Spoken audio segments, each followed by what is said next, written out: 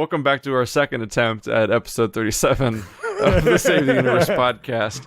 On the last time of attempt number 1, I spoiled a lot of details about Dungeons & Dragons. But then also conveniently had ruined your audio.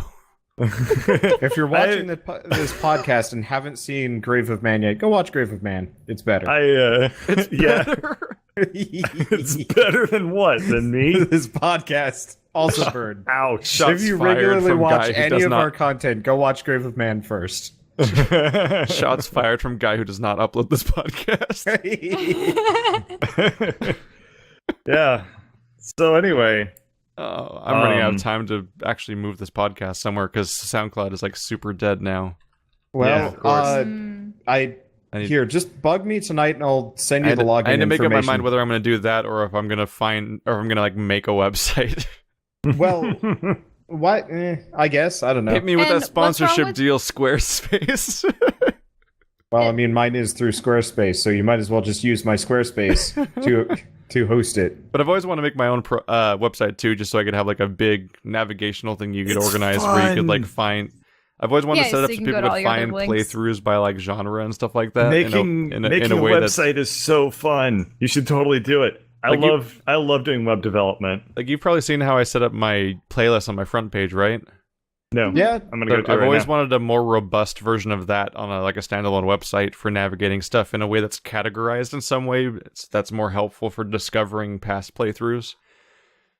So it might be time to work on that, but fuck time. Oh yeah, current Let's Plays, Dark Souls. You actually do some. Wait, current Let's Plays. You can link to another channel. There's a link to the sad games here. Yeah, I have the Yeah. You can put other people's playlists on your front page on YouTube. Oh, that's cool. So I didn't know doing that. a series. I'm I doing a put Dark all Souls of- series with Andrew, and so I have that linked on my profile, even though it's not uploaded yet on mine. What Yeah, were I you have gonna all say, the- Shell? I have the playlist for Dungeons and Dragons via Wander's channel, Scroll to and then the bottom, bird. all of our duo Let's Play series. I have like a separate section for too on mine. So if people want to watch Wander's videos that You I'm have a- incorporated in, then yeah. You have a bunch of Sonic playlists. Why? Wait, You played a lot of Sonic games, dude.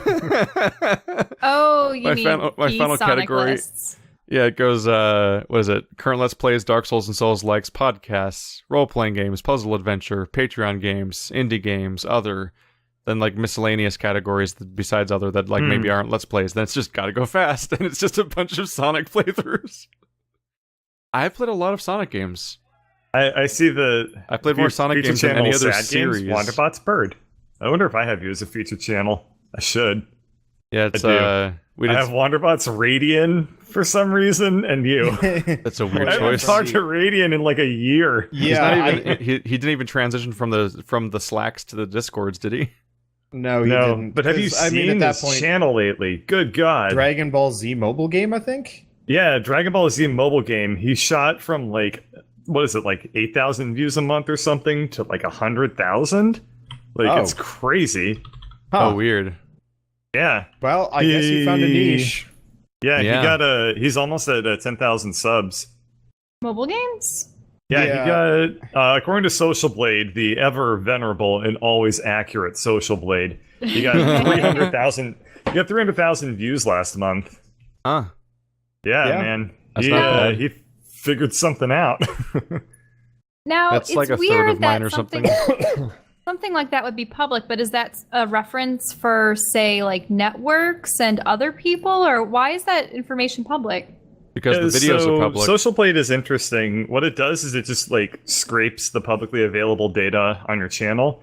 So your sub count is publicly available, Right. and your total views are publicly available, and then your views per video is also available. Yeah. So what Social Blade Ah. will do, and it's really Social Blade sucks. Social Blade is not remotely accurate, by the Well, way. doesn't it give you like A, B, C, D Well, grades its single too? most it does do inaccurate that. thing is its guess at your income. Yeah, it's Oh, just like- that your well, they income give is it- This guy could be hilarious. making anywhere from $10 to $10 million. I'm like, thanks, Social Blade. That's why you even bother guessing if your range is that big. Oh my god. I mean that covers like the income brackets of like 95% of people in the world. Yeah, according to Social Blade, my yearly earnings could be anywhere from 2.4K to 37.9K. Yeah, it's destitute poverty to like lower like upper lower class. I guess that's solidly like lower middle, I think. It's like straight up. I think the middle is still considered 45. Yeah, like so it's like 50. lower middle. It's just such a big range that it doesn't even qualify as like a guess. No, it doesn't. It's just like saying a number range. It's like somebody asking me, "Hey, Bert, how big is a football field?" And I say, like, "Well, I'm guessing it's either 1 inch or a mile." And yeah, usually the answer is somewhere in the middle, but they guess so vaguely you can't even really get a guess at where the middle value would be that is more accurate. Right, yeah. So anyway, what was I gonna say?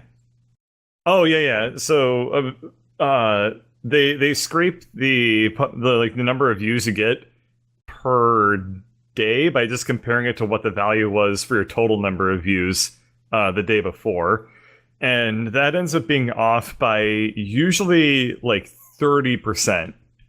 Because like YouTube will say like, oh, I got like 400 views, and then Social Blade will say like I actually got 700 views, and it's like that's totally wrong. And I keep bouncing between the two to try and figure out if there's like a systematic level of error that I can detect and be like, well, I know that it's off because of this reason, and it doesn't exist. Social Blade is just always wrong. For as far as I can tell, no discernible, consistent reason. Yeah. It's just like one of those weird things that close. It's close. Isn't there also like Stat Sheep and what other ones? Like Social Blade says my last month was 790,000 views, and the reality is 784,000. Yeah, which is close. And it says, and Social Blade says I've gained 1,312 subscribers, whereas I've gained 1,270. So it's like, I think it probably gets margin close. of error is way less pronounced than mine is. Then I think it's closer when you're bigger. I would imagine that's probably accurate, because for me it's off by like 45%. Or like 50%. I think sometimes. the issue is its margin of error might not be proportional to the size. So when you have a smaller channel, it might still have the same margin of error that it has for me, which could be anywhere from infinity to 0. By comparison, like at that point, the margin of error could be bigger than the actual numbers on the channel or something. So it's just like a nightmare, useless tool. Yeah. Okay, hang on for 1 second. I'm having another technical problem, and then this will be over in like 10 seconds. Why are you cursed? 2. Why are 3, you the most cursed? 4, 5. Okay, it's resolved. 6. Pretty sure those seconds were longer than they're supposed to be. Well, excuse the hell out of me. It's still my countdown. Yeah, I know, but I mean, you're the one who's in charge of that. I don't know why you're making you try to be defensive over my self-criticism. I'm like so confused right now. I don't know if I'm attacked or defended. No, you need to you need to believe in your estimations more, Keith. This is like how Greg talks to Skitter. Like, no, you need to stand up for yourself. It's like, what's happening? On the Sonic topic, it's always funny because whenever I upload a Sonic playthrough, people are like, "What the fuck? Why are you playing Sonic? What's going on? I'm so confused." And then I'll just why are you playing Sonic? I'll just link them back to that playlist, because you can click on the "Gotta Go Fast" headline to get a whole page dedicated to the Sonic playthroughs, and then they'll just have to realize that I have 8 of them now. It's only a surprise if you're not paying attention. I had no idea that you played Sonic games. I've played a lot of Sonic games. This is the first I've seen of it. So for the record, it's Sonic Adventure, Sonic 06, Sonic Generation, Sonic Boom, Sonic Lost World, Sonic and the Black Knight, Sonic Adventure 2, and Sonic Unleashed. The secret is that if you want a game where you and your friend can just sit down and laugh at a game for a while and do whatever and just always have commentary and just it flows easily, you play a game, Sonic game where Sonic has to move in 3 dimensions, and it will just make itself. Because holy shit, like like that's the first thing that came to mind is when we played Sonic Adventure 2 when we were playing the supposed best level ever of Sonic Adventure 2 where you're snowboarding down the level, and already that level was embarrassing. That was supposed to be the amazing one everyone remembers. I remember that level. And like even in that one alone, I was already like, I'm so happy to be back because Sonic just moves so, and he moves more consistently, entertainingly than any character ever made. Because it's baffling and it's amazing. This makes me wonder, like, what is the longest-lived video game series that has the most sequels and reiterations and whatnot? Probably Nintendo Mario, one? or it's probably Sonic. I don't know which. That's a really interesting question. Mario has a longer history, doesn't he? And more spin-offs and stuff. Yeah. He probably has, if you consider all of like the Mario Tennis, Mario Kart, and like all those. Yeah. Oh then, yeah. If you count that, then there's no contest. Yeah, there's probably been a Mario game. There's probably been a game featuring or called Mario on some level every year. Period. If you consider it, the Oregon Trail, that came out in like 1972 or something, and then it had a sequel like 6 years ago. So that's really long lived. No, but I mean, like, how many iterations? Like, what has the most? Well, if that's the case, then it's probably Pac-Man, because Pac-Man, Namco will just Tetris. bust out Pac-Man every time they're like, the money level, it got too low. And then I don't think Pac-Man and throw it Tetris get enough iterations compared to Sonic and Mario. I don't think they're maybe frequent enough. Like, they're long-lived. Well, part of I even gave my brother a game where it was the Olympic Games with Mario and Sonic casts I together. remember That was a few Olympics ago now. Yep. I know. I think they did a Summer Olympics and a Winter Olympics one. Watching Eggman do the ribbon dance is kind of the most magical thing I've seen in a very, very long time. Hold the phone. I need to look up Eggman. this. Dr. Eggman. Are you sure it's the ribbon dance or ice Sonic skating? games are amazing to let's play if you don't have motion sickness problems like Wander, at least, because like they've never finished a Sonic game. Like, as far as I can tell. No, they finished some of the early 2D ones. Yeah, but the 3D... They're actually polished and beautiful. No 3D Sonic game has ever been finished. Ever. No, they always run out of money and or time. Because... And holy crap, Eggman dancing is beautiful. Told you. He's so Magic. graceful, and his feet are so big. For perspective, every Sonic game ever, Sega treated their development team almost exactly how EA treated Mass Effect Andromeda's development team, basically. Where it's like, just fucking get it out by this date. I don't care. At some point, here's your budget, here's your time. It's happening, no matter what. And so, like, well, I heard they're amazing to watch. There's it's either a book or a documentary or something like that, where somebody documented what it was like working for Sega in the 90s, the console wars. Is that the name of a book or a documentary? I don't know what it is. I've just vaguely heard of this thing, and I've been meaning to watch it, but apparently, like, 90s Sega was more or less just like propped up on one dude who just like would not release anything in the United States if he didn't think it passed like his level of quality control. Oh. And he like basically single-handedly built Sega, at least in America. And like he built the marketing they did images. Not learn from that lesson, apparently. He built like the marketing, he built like the way they wanted the game to feel, and then he quit the company and well, let's say we all know. We all could tell when that happened. They just outright disregarded that, and then they just moved on, learning nothing from that, and just continued to churn out garbage. Yeah, it's a damn shame. Publishers of such great gems as Sonic and Aliens Colonial Marines. I mean, that's oh god. They're doing some they've done some A+ things with that Aliens franchise over the years too. We're playing The Escapist 2 right now, and that's a Team 17 game, and they kind of did the same thing with Worms. Oh yeah, Worms. Oh man, Worms got better. Some of the 3D Worms games now are decent, but yeah, like every iteration since was a Revolution has actually been good. Clan Wars was better. Like they're getting better. It's just the iterations are so similar and so like not creative. Timid. Yeah. And like I feel like they made risks in the transition to 3D that earned them a lot of flack, and so now they're afraid of like innovating again. And I mean, technically, we do keep getting really good Worms games that are all the same. Something that really, I suppose so. Yeah, something that really amazingly speaks to the quality of the Sonic franchise is that when Sonic Unleashed came out, it was during a generational split between consoles.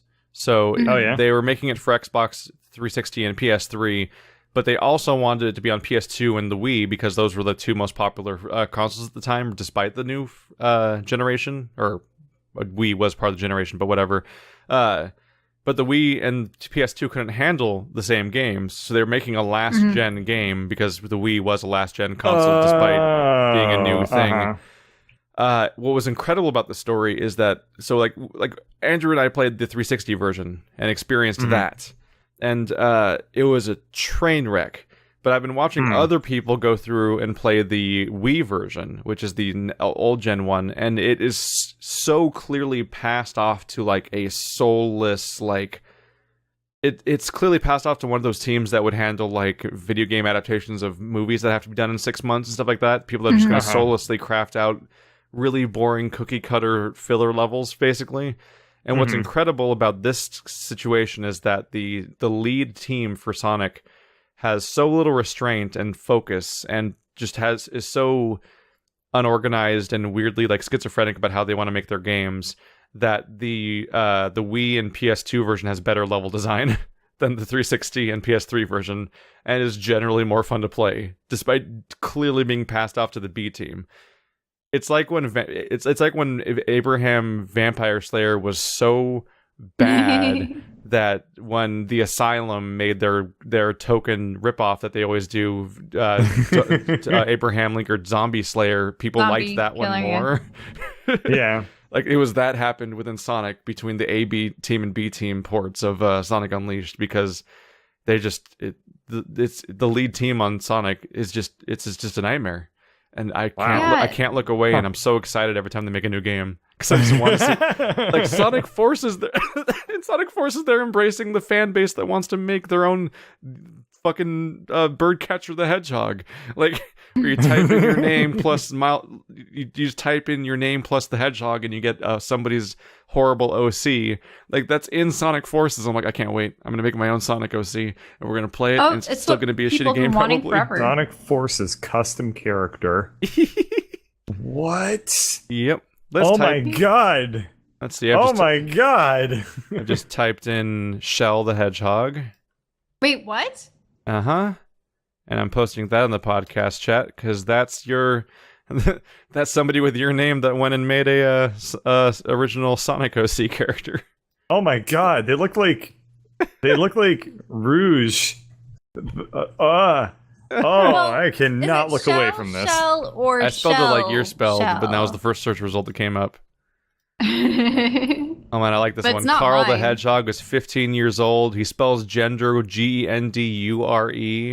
He's a brown Gendure. It's French. He's a brown and gold hedgehog, and he's spectacular. He licks, drawing, hanging around with friends. Gymnastics is one of the best. He can't spell likes, even though he's 15. 3 years away from graduating high school. This is what being a Sonic fan does to you. Ruins your brain, kids. Ruins your brain. The Sonic, the religious Keith Sonic the Hedgehog is a art. badass anime sword man. Yeah, I looked that up a long time ago. It was great. Wait, I think I've seen this one a long time ago too. Oh my god, I have not. Oh, Lord have mercy. It looks like Shadow, and he has hair over half his face, and he's like posing with the sword behind his back. And he's got a gun, and he's got too many belts. He's got a gun and a sword. He's dressed all dapper, but then he ruined it by going to Shadowrun with it. Yeah. I like how he's got honestly, I feel like straps on his shoes and then straps on his coat. I honestly still feel like I won. Yeah, probably. What if I type in Birdcatcher the Hedgehog? I don't think you're gonna get a result for Probably that. not. You're gonna have to try your real name. No, I just got a picture of Shadow the Hedgehog. All right. My favorite Sonic fan art phenomenon is The religious result Sonic I the got for your Hedgehog. name was somebody just drawing over Oh, the 3D model. No. Yep. Mpreg Sonic. Why are you- Mpreg? Why are you typing these in? What the hell is this? What the hell is this? What the hell is this? What the hell is this? What the hell is this? Go. Oh, every image is getting worse. And I ended up on a picture of Sonic and Shadow caressing each other's cheeks, but Shadow is a centaur. I saw that too, man. Oh, What? wait. Shell the What? Hedgehog. I looked this up a while ago. Looks like a hooker.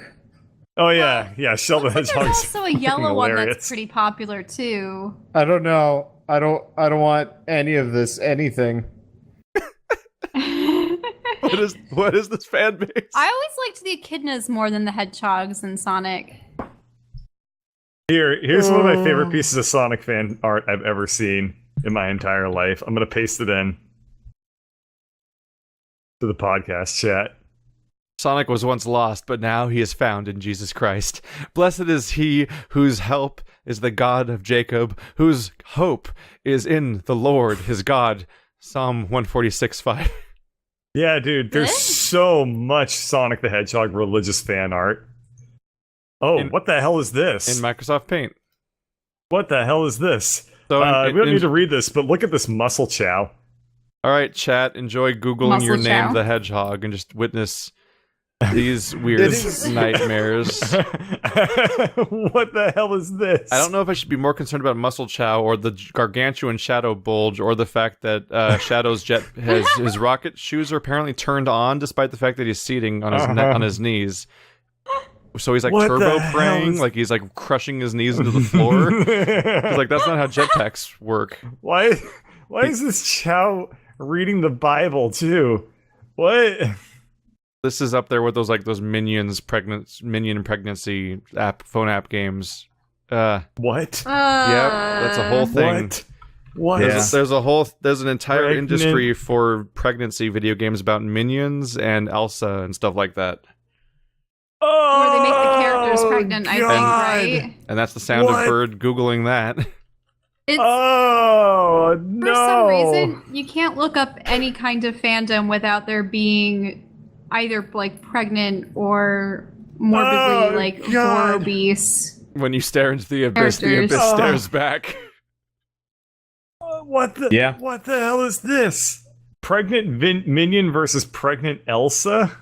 What? Brought us to What? this Yeah, topic. why are we versus? What? Sonic Forces. Yeah, You were how talking do you about have right. a custom right. character? all of the Now I horrid remember. shit. How are you that, gonna have a pregnancy fight?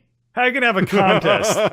How are you gonna versus somebody while having a baby? That doesn't make any Actually, goddamn sense. going What full are they just circle. comparing baby bumps or something? no, Like, what's the deal? they're literally like both in hospital beds, and it just says like Minion versus Elsa. So Wait, I- are they supposed to pop the baby out faster than the other? Is that what it is? I don't know. I Maybe. actually have an example of how you could do a pregnancy fight. Because one of the first games I ever played with Andrew on Sad Games back in 2011, to be specific, September 14th, 2011, we played a game called Baby Maker Extreme 2 from Stegosaurus Games. And it was a game where you play. It was an Xbox Live indie game where you play as a pregnant person and you just mash the B button as hard as you can for a certain amount of time, and then the baby pops out, and it just goes. It turns into a physics object that shoots across a two-dimensional plane as far as possible and bounces off various objects in the environment. And if you make it far enough, then you earn like boosts so that you can like do an additional jump along the way. Basically, it's the turtle cannon games. Yeah, Yeah, where it you're shooting a is. physics But object with- forward. So technically, two popping out people a can baby. battle out that way for high scores. For some reason, Dude. when I was imagining you like talking about a baby making game, I was just imagining you having to play someone who, you know, has to get into like a kind of relationship with a guy, get themselves pregnant, then, you know, have to deal Super with CRISPR Simulator 2017. then they have to deal with 9 God. months of like eating the proper diet, going to your medical professional, making What? sure you don't harm yourself. I don't know. Oh my god, somebody is going to make that game, Shell. It's gonna be terrible. Yeah. Gosh, that's A you know, game I- about You being got that right. Afraid of the prospect of pregnancy. It'd be kind of like, you know how they So you're give talking about people a game that's about being like properly healthy while coming to term. Yeah. Wow. That might exist already, Dude, but I don't know if I'd Xbox ever Live want to. indie games were so goddamn bad. Yeah, that's I why still Andrew and remember I your played. Smash a Seal. That was the Yeah. worst. That's why Andrew and I played 162 of them, Mm-hmm. and they're all in a gargantuan nightmare playlist. And wow, our jokes are bad, and our voice recording quality is bad, but the games are worse. Oh, a glowing endorsement if I ever The heard games one. sure are worse.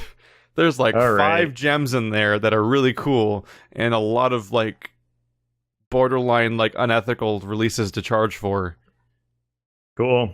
Well, speaking of borderline unethical games, Wander, how's that Dwarf Fortress game you've been playing? It is How is it unethical? not. Okay. It's unethical because it's too good. Is it unethical because you do horrible things to the people you're ordering around? No, No. it's just like it just sucks up too much of your time. It is like actually. So like, are we going leg- to charge Factorio for war crimes? Yes. This is legitimately like a really good That game. begs the question: Mhm. have there been video games that have been taken to court for killing people I would- inadvertently? like actually, they don't- StarCraft probably they don't did. reach. They don't reach that level. They get thrown out before I know they get that StarCraft has far. killed people. Yeah, But no, people try to StarCraft, sue video Warcraft. game companies all the time for like, oh, it's immoral or whatever, and the courts just don't even bother to hear the case. It's Anyway, it's really yeah, your so- own fault for obsessively playing one game infinitely forever and then not dying Yeah. because you didn't human correctly.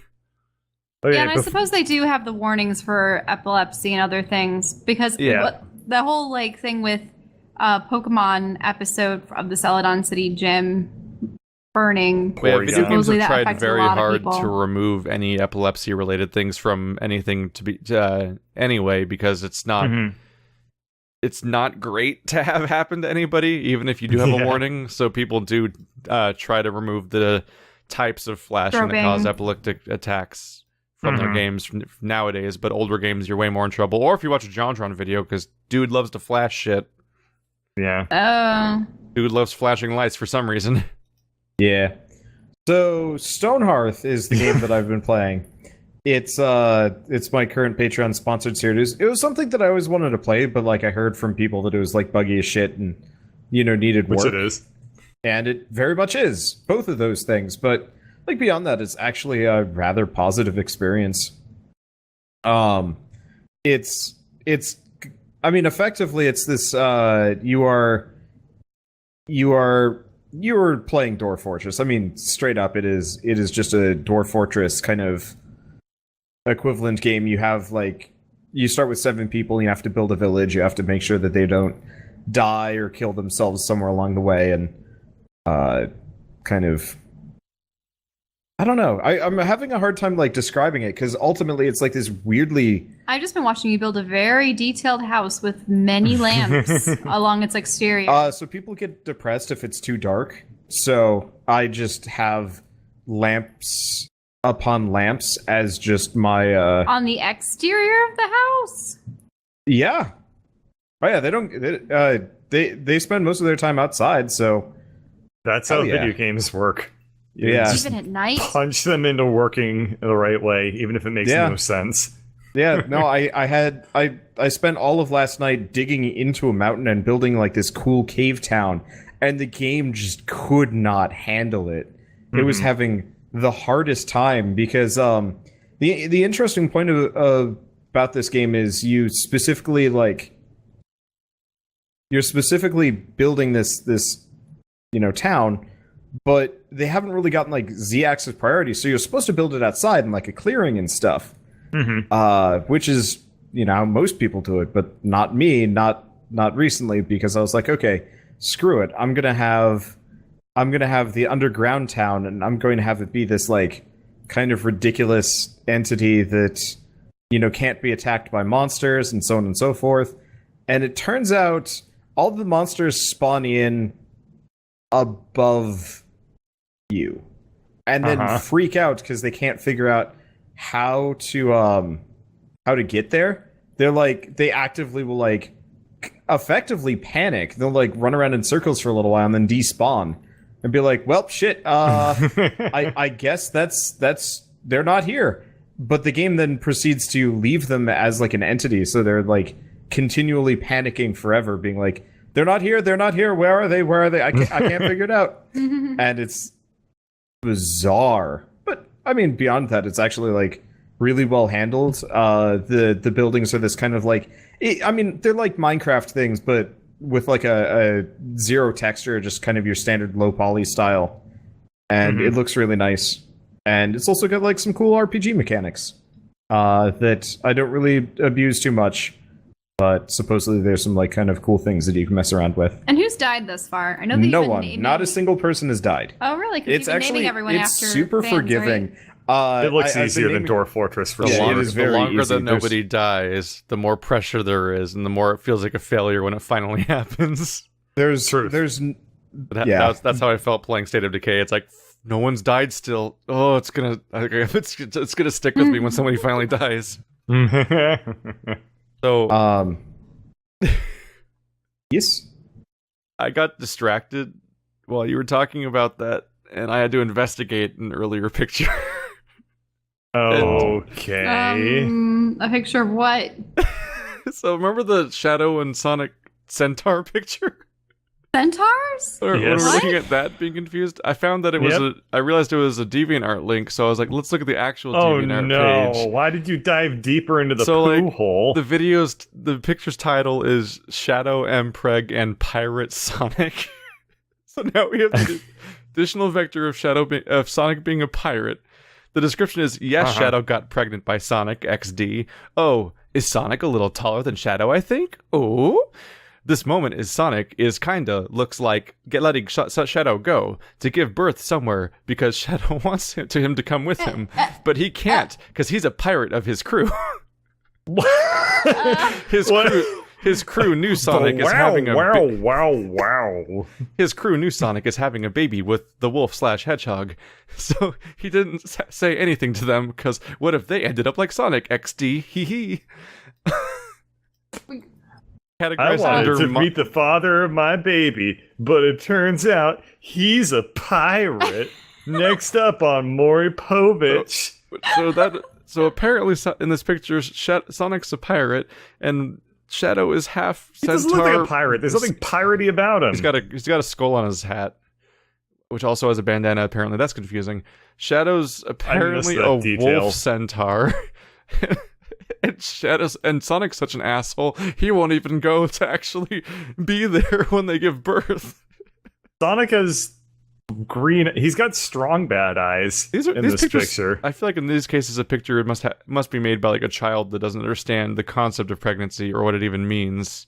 I feel like this is either generally. made by like an 8-year-old, like that's messed up in the head, or like a 25-year-old that's bored. So I'm closing that book probably for now, the latter, but damn. from what I've seen. Probably. What the hell? You Uh, got me looking at this damn Mpreg stuff Yeah. again. Thanks, Keith. Thanks a lot. I didn't introduce this. I just introduced that characters that there's the nightmare that is everyone will be able to make their own fan characters. That'll be fun. I was just making fun of the whole Google your That's name, the hedgehog, and Wander was like, I'm going to introduce the worst thing to this, and then I'm just following through with what we found. Too much. There's too much stuff here, man. So, speaking I mean, of, think about it. speaking of Here. terrible, terrible things, no one else watched Death Note, right? No. Is it the live action one? The that moment came I out saw recently? that trailer, I'm like, well, maybe it'll be decent. And then No. afterwards, I was like, I'm stupid. No. Yeah, the Death Note Netflix live action movie is a disaster. Why? It is just it's unrecognizable on every level. Okay. Like it's not like one of those adaptations where like they really glossed over those plot points and it's going too fast because like the obvious like from the get-go you expect the criticisms to be like it's a 38 episode show, I think, and like how are they going to make a 90-minute movie out of that? It's going to be way too fast. The answer is they didn't. They made up their own story. but they also Ryuk is not Ryuk, Light is not Light, L is not L. The Death Note does not have the same rules that it has in the source material. It's just the only connection is that there are characters called Ryuk, Light, and L, and that there is a thing that you can write names in to kill people. Almost everything else has changed. The dynamic between characters has changed. Every character's personality is different. Ryuk has a completely different role in the story, and the Death Note has a bunch of really contrived bullshit rules that were clearly written at the last minute to make individual scenes work in the story. Ooh. Because that's how poorly written this thing is. There's an actual rule they add, which, by the way, they say is like rule like 130 or something, because there's even though the original Death Note had like maybe 8 rules. This one has like hundreds of rules, apparently. One of them is that if you write down somebody's name in the Death Note, and what you can do before they die is you can take out the page and you can burn the page, and that'll stop the Death Note from killing them, but you can only do it once ever. That's the stupidest plot device I've ever heard in my goddamn life, and I assume they used it. I assume they used it. They used it immediately. They literally introduced it so the next scene can use it, basically.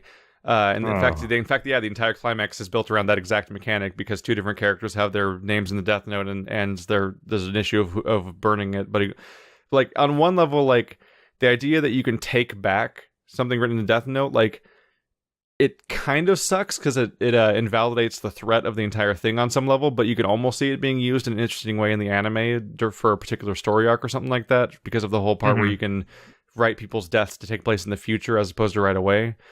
But the part where you're like, and you can only do it once. I'm like, what kind of contrived bullshit is that? Like, that's just lazy movie writing.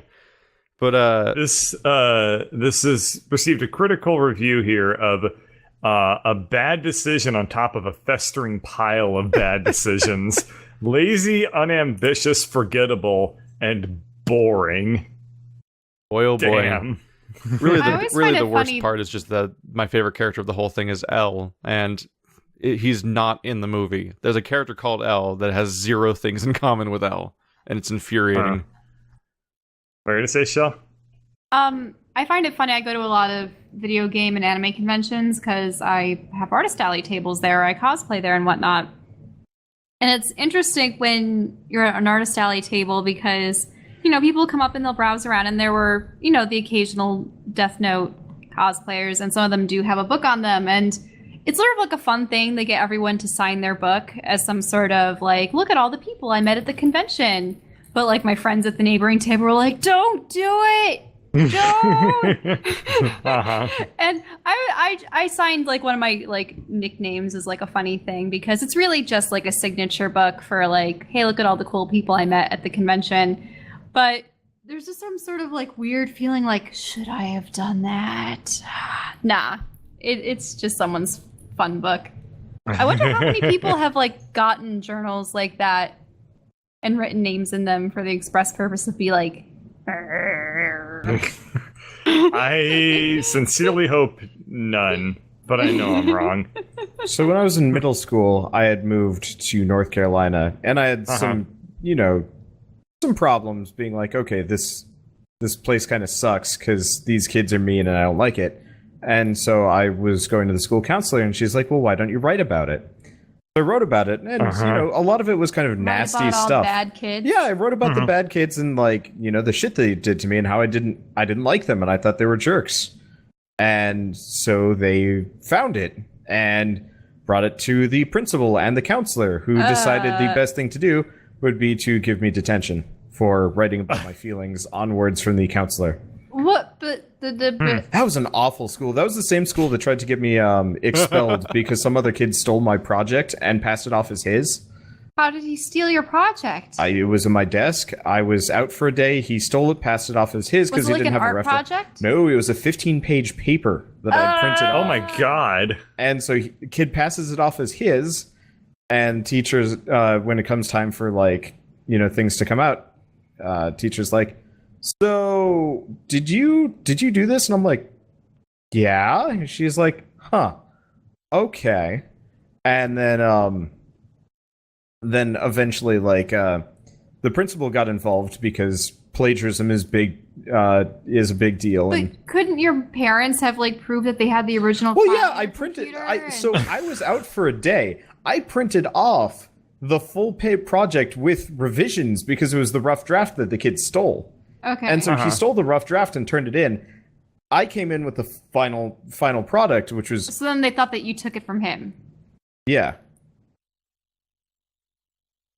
And how did that end up? So the teacher convinced the principal that, expelling me and whatever, discipline wasn't necessary yet, and that she was going to look into it. They thought about expelling you?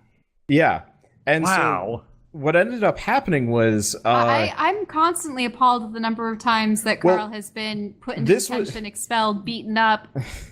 I never experienced any of that in school. This was kind of a messed up school that had like a very clear social issue based on like race and economic disparity and a couple other things. So like kid punched my brother in the back of the face and slammed him into a wall, but because he was nothing came of it because everybody just accused my brother of being racist even though he had like a bloody nose and very clearly didn't do that to himself. I don't know. Anyway, but effectively it was one of those where like they were afraid of doing anything that might come off as like racially motivated because it would be I don't really like talking about this. See, my tormentors were all white kids, so I didn't have to worry about it too much. Wait, but I thought there was your one friend and all his buddies from the different social group that beat you. Oh, well, okay. Because do we want to just tell Wander deals with racist stories? This was an interesting response from Shell in response to Wander saying, "I don't really want to talk about this." It was to dig deeper immediately. No. Well, it was. This is said a that side I step. only dealt with one subgroup, and I'm like, wait a minute, but there was another story. Okay, so in California, I had a Chinese friend, and I was his primary white friend, and he went to Chinese school with a bunch of other guys. Did you exchange tokens when you met each other? That's awful. That is pretty bad. What's tokens? Yeah. Wow. Anyway, but so they all went to Chinese school together and hung out a bunch. So I'd often get excluded to the point where they stopped talking to me altogether because they were the Asian invasion and I wasn't Asian, and so I spent fifth and sixth grade more or less friendless. Yeah, I was the outsider, and I don't know. It was stupid. I was not. Then you got beat up and then blamed for it. Well, yeah. What happened was like I was trying to play with them, and everybody was like messing around and playing keep away and whatever. And so I ended up with one guy's sunglasses, and he didn't appreciate that, so he attacks me for it. And somebody else is holding my arms while he's punching me. And so me doing the fourth grader thing of not knowing what the hell to do, I bit the kid that was holding me because I'm getting slugged. Not like play slugged. This was like semi-serious slug from another fourth grader. So I bit the kid. I got in school suspension for that for a week. That was fun. But yeah. Do we want to keep down this track, or we can keep going? I'm pretty speechless right now. Yeah, I have authority problems, which I'm very happy I'm self-employed now. This conversation was happier when it was about Mpreg Sonic. I really don't know what to say. I mean, I've heard some of these stories before, and I just am astounded that you were just like a locus. It's like you were a black hole for shitty things happening to you in school. Like he just did made a the wrong gypsy friends. curse you or something? I keep what happened? maintaining It's the not fact even that, that he made like the wrong friends. being perpetually the new kid does not help I guess. in school systems that don't have a whole lot of new kids. Yeah. Like some new kids will definitely like integrate well, others won't. And so specifically for California, I was the only new kid in my grade for 3 years straight. Like nobody else came in. A couple people left, but that was about it. So it was very easy to just not, integrate me into the group, and none of the teachers really bothered. My second grade teacher singled me out for a lot of stuff, which was not helpful. And so you end up with the odd kid out that none of the teachers know what to do with. That's doesn't quite fit in either, because I was I was like very motivated for certain things in school. So we had I'm trying to remember what the game was called. There was like a math game that you could play, and I was the number one student in the school for that. And they had like a competition and whatnot. And so they sent me to the competition with like zero resources with like 2 other kids. Just being like, well, it's just him, so I guess he gets to go, but we're not going to actually like tell him about any of this stuff. So I get there, and apparently my school has been having me play on the rules from multiple years prior, and never saw fit to tell me about this one. That was a surprise when I got disqualified on the first round for not knowing how to play. Do you guys want to hear the earliest time I'd ever been disciplined in school? Like the story behind that? I'm wondering. Yes. I just am mentally trying to think about like how it's going to compare to Wander's story, and I assume then the Shell story, it's going to be something broke like a pencil lead in the no pencil lead zone. I was going to say she showed up late for a lunch period or something. Okay, so I was in kindergarten, and all of us kids, it was sort of like it was a cold school, and the floors were completely covered in like linoleum tiles, but most of the tiles were sort of a gray color, and there were the occasional colored ones because, kids' classroom, you're going to have the red ones and the blue ones and the green ones and whatnot. And so all of us kids were all sitting on the rug around the teacher, and we were able to like chat before class actually started and whatever. So I was chatting with my best friend, and apparently I was too loud and too boisterous with my gesticulations. Maybe I was telling a story or something. You guys would be quite familiar with that. And the teacher was just like, Michelle, you're being too loud. Sit on the blue block. Everyone's like, no, not the blue block. You're being too loud, 6-year-old. So I had to sit a couple feet off the rug on the singular blue linoleum tile on the floor for the rest of the day while everyone else got to sit on the rug. You gotta drill that ostracism into children at a young age, or they won't learn it right. Teachers really they do some really fucked sometimes. up things to the psychology of the children they're in charge of sometimes. I'm crying right now because I'm laughing at the whole. It's actually like really dark on some level. When I was in kindergarten, I got my head stuck in the bars. That's probably your own fault. Yeah, there was a big blue gate out front that was closed, and they would open when all the parents arrived after school and stuff. And I would always stick my head through the bars and stuff like that. But that's an age where you're growing a lot. So by the end of the year, I finally got my head stuck in the bars, and they had to bend the bars open. Oh, they were not thick bars. They were like half-inch thick, like shitty aluminum-looking bars. But somebody had to bend them open so I could get out.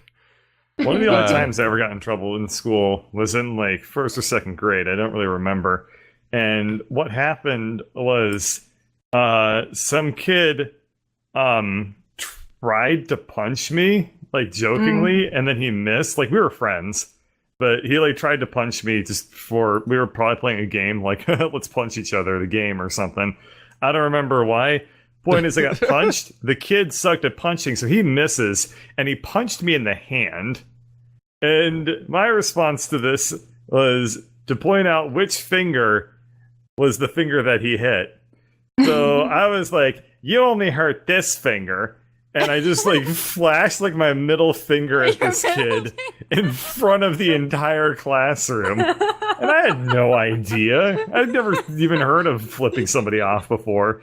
Yeah. But my teacher, I immediately got into trouble, and I was just like, I don't have any comprehension of what I did being wrong. And people are saying that what I did was bad, and I have no idea why. But I guess I'll believe them. It's brutal when you're like a child to a young teenager, and you're offending people without even knowing why, and they won't even explain why because they're so offended by the thing. I literally used the phrase "a chink in the armor" when I was like 12 years old on Diablo, and somebody was furious with me and would never talk to me again, and I didn't understand what was happening. And I guess, and I'm like, I literally was like, I don't know. It's just a phrase I know that is just talking about armor. I don't know what's going on here, but someone's mad at me. Huh. You have to like Yeah, the end of the story was the teacher figured out pretty quickly that I was completely clueless, and this was like, okay, I'm not going to punish you, but just don't ever flip people off again. And I was like, I don't know what that means. I don't know what the phrase. I've heard I had never heard the phrase "flip people off" before, and I heard it like 7 times back to back, and I was like, can someone please tell me what that means? But nobody did.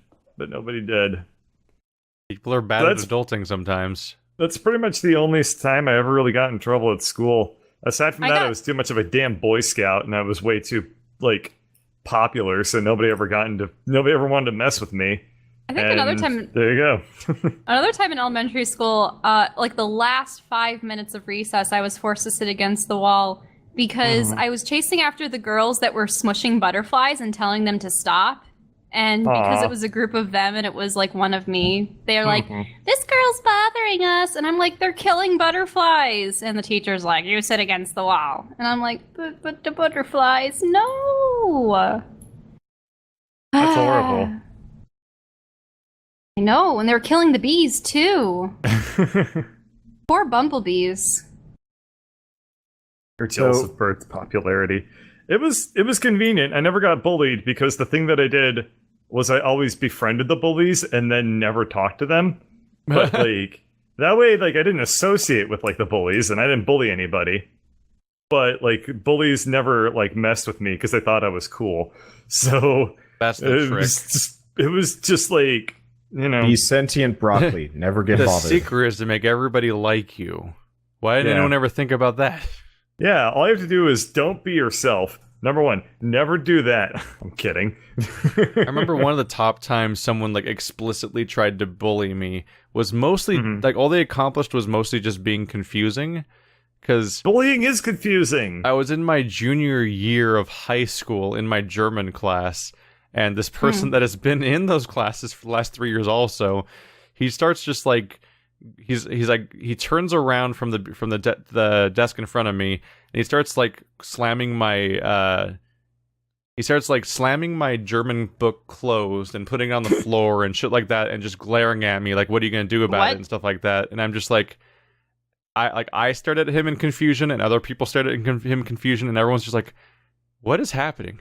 Like it was straight up like it was like the beginning of 21 Jump Street, the movie that the reboot they made where he tries to walk in and has this like 80s cartoon idea of like how like social groups work in high school, and he's like, oh yeah, I'm gonna go punch this guy and that'll make everyone respect me and stuff, but like everyone else is just like actual modern teenagers. And like, that was basically what happened in real life. Is just like everyone being like, what's happening? What are you doing?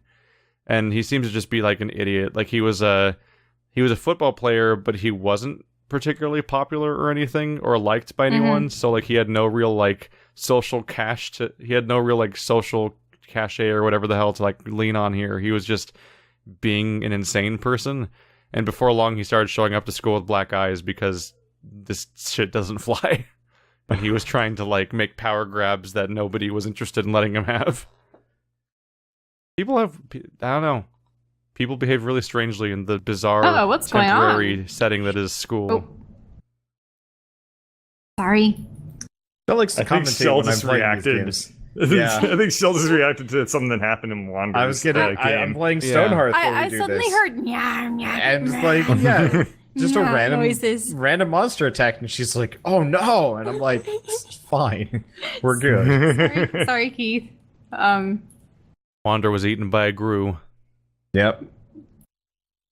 Dude, this game would be great if it had Grus. Actually, no, it wouldn't. That'd be really annoying. It'd be significantly more likely to have Despicable Me Gru than anything else. We don't want more minions in more things. I liked the idea of Despicable Me up until I realized that it was going to become characters terrible. Shell picked up ketchup the other day, and it was the only natural Heinz version of the ketchup had them on it. I'm sorry, I couldn't choose anything else. If you want simply Heinz without corn syrup, whatever's, you need to get that one. Yeah. for the time I being. was just mildly offended. I was like, really? Your Heinz You? ketchup is just like, Hail Hydra. Grade you. Yeah. When I watched the movie Despicable Me, I'm like, this is fine. But then it became apparent that it was becoming like the vehicle for like basically being like DreamWorks' Cars. We had to make. Wait, Pixar has we had Cars. to make Minion games. Oh yeah, you did, didn't you? I got some serious mileage out of working out of a place at 1 year. The amount of hatred I gained for multimedia increased I want to by say like how many absurd goddamn amounts. games. So I was Like pumping out games there's a at about narrow window between you going to college and you being a YouTuber in which you apparently worked on 5,000 games. Well, no, I worked. He was helping do Yeah. little fixes on tons of Yeah, games. so Yeah. I was animation bitch. I would help everybody else. So I got to work on everything per week. I wasn't just Oh, like, you were on basically one a game. tweener? Yeah. Oh, was a I didn't know tweener. that. And so I I had didn't to know do all the tweening for everybody else's keyframes, meaning Dude. I And did tweening for thumbnails. Tweening- You have SpongeBob, to do thumbnails. Patrick, Dude, and like tweening sucks.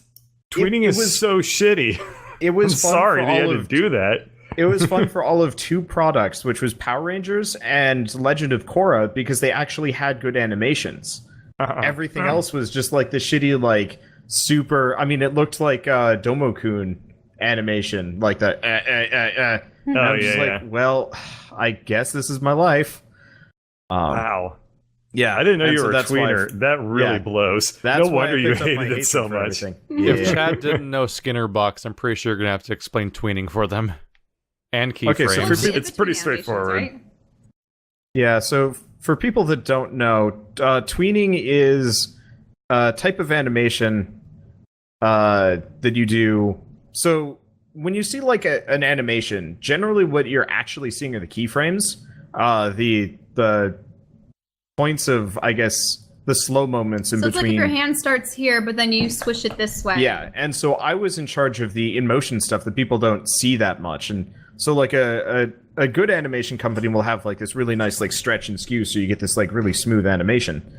If you're churning out one game per 3 to 14 days, they don't give a shit. All you have to do is just make the like really shitty basic mechanical animations in between, and you have to make a lot of them. And so that was my job. And so I worked on quite a lot of things.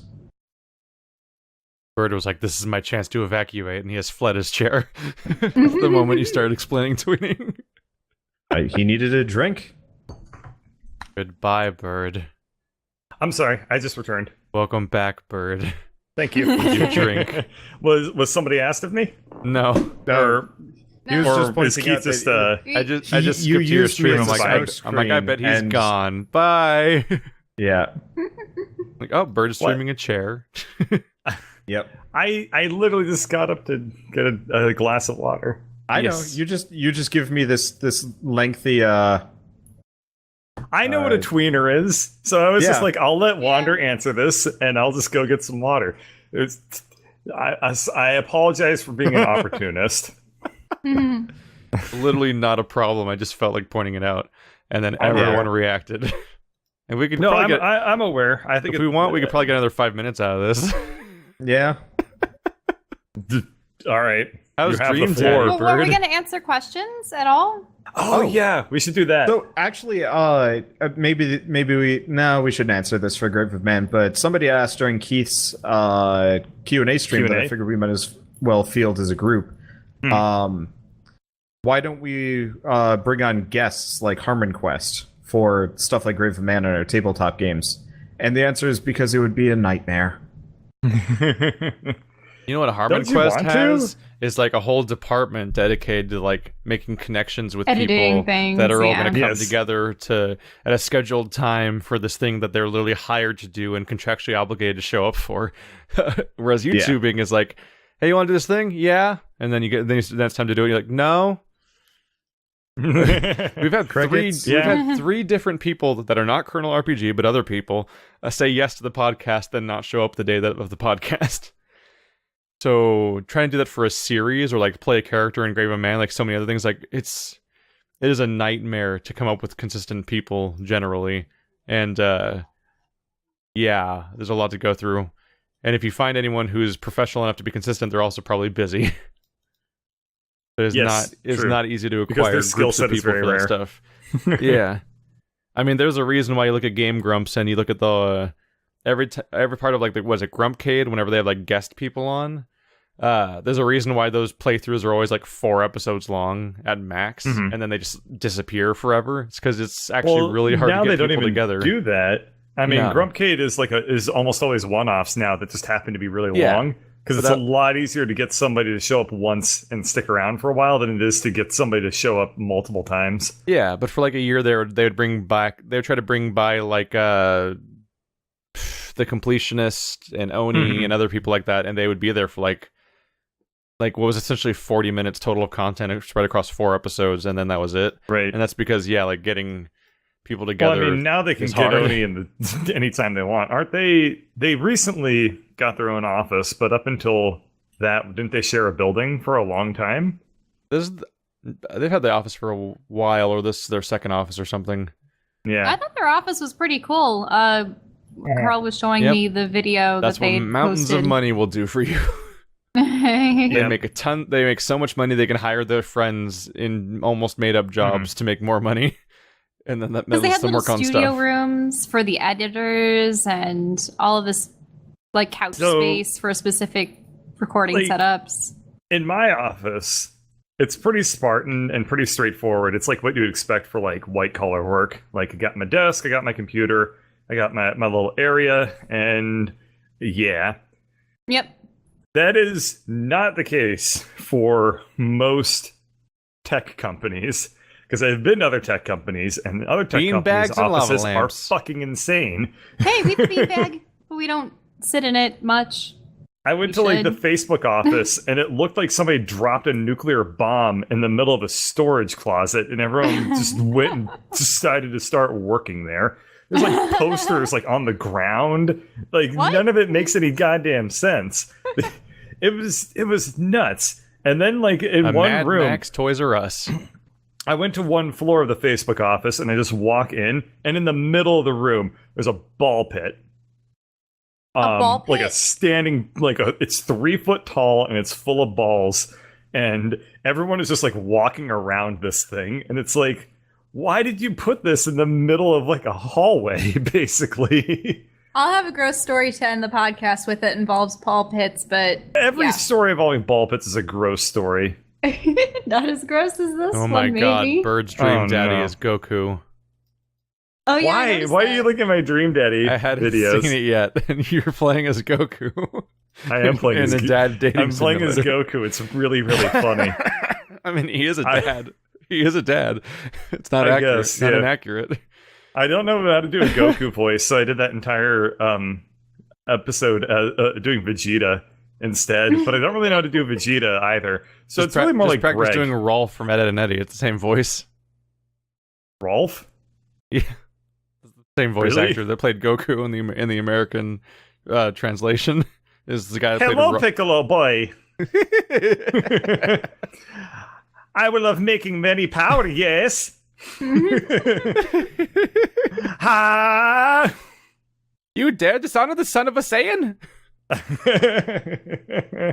This is a stupid topic.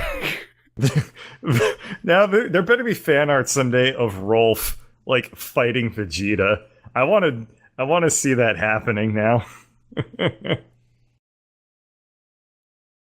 Wow. Just Googling that. What the? This took a really, really weird I found turn. Rolf doing a Kamehameha made of radishes. Okay, that's funny as shit. I gotta see that. That's pretty Rolf. close. I will gladly take Rolf doing a Kamehameha. Yeah, doing a Kamehameha of radishes.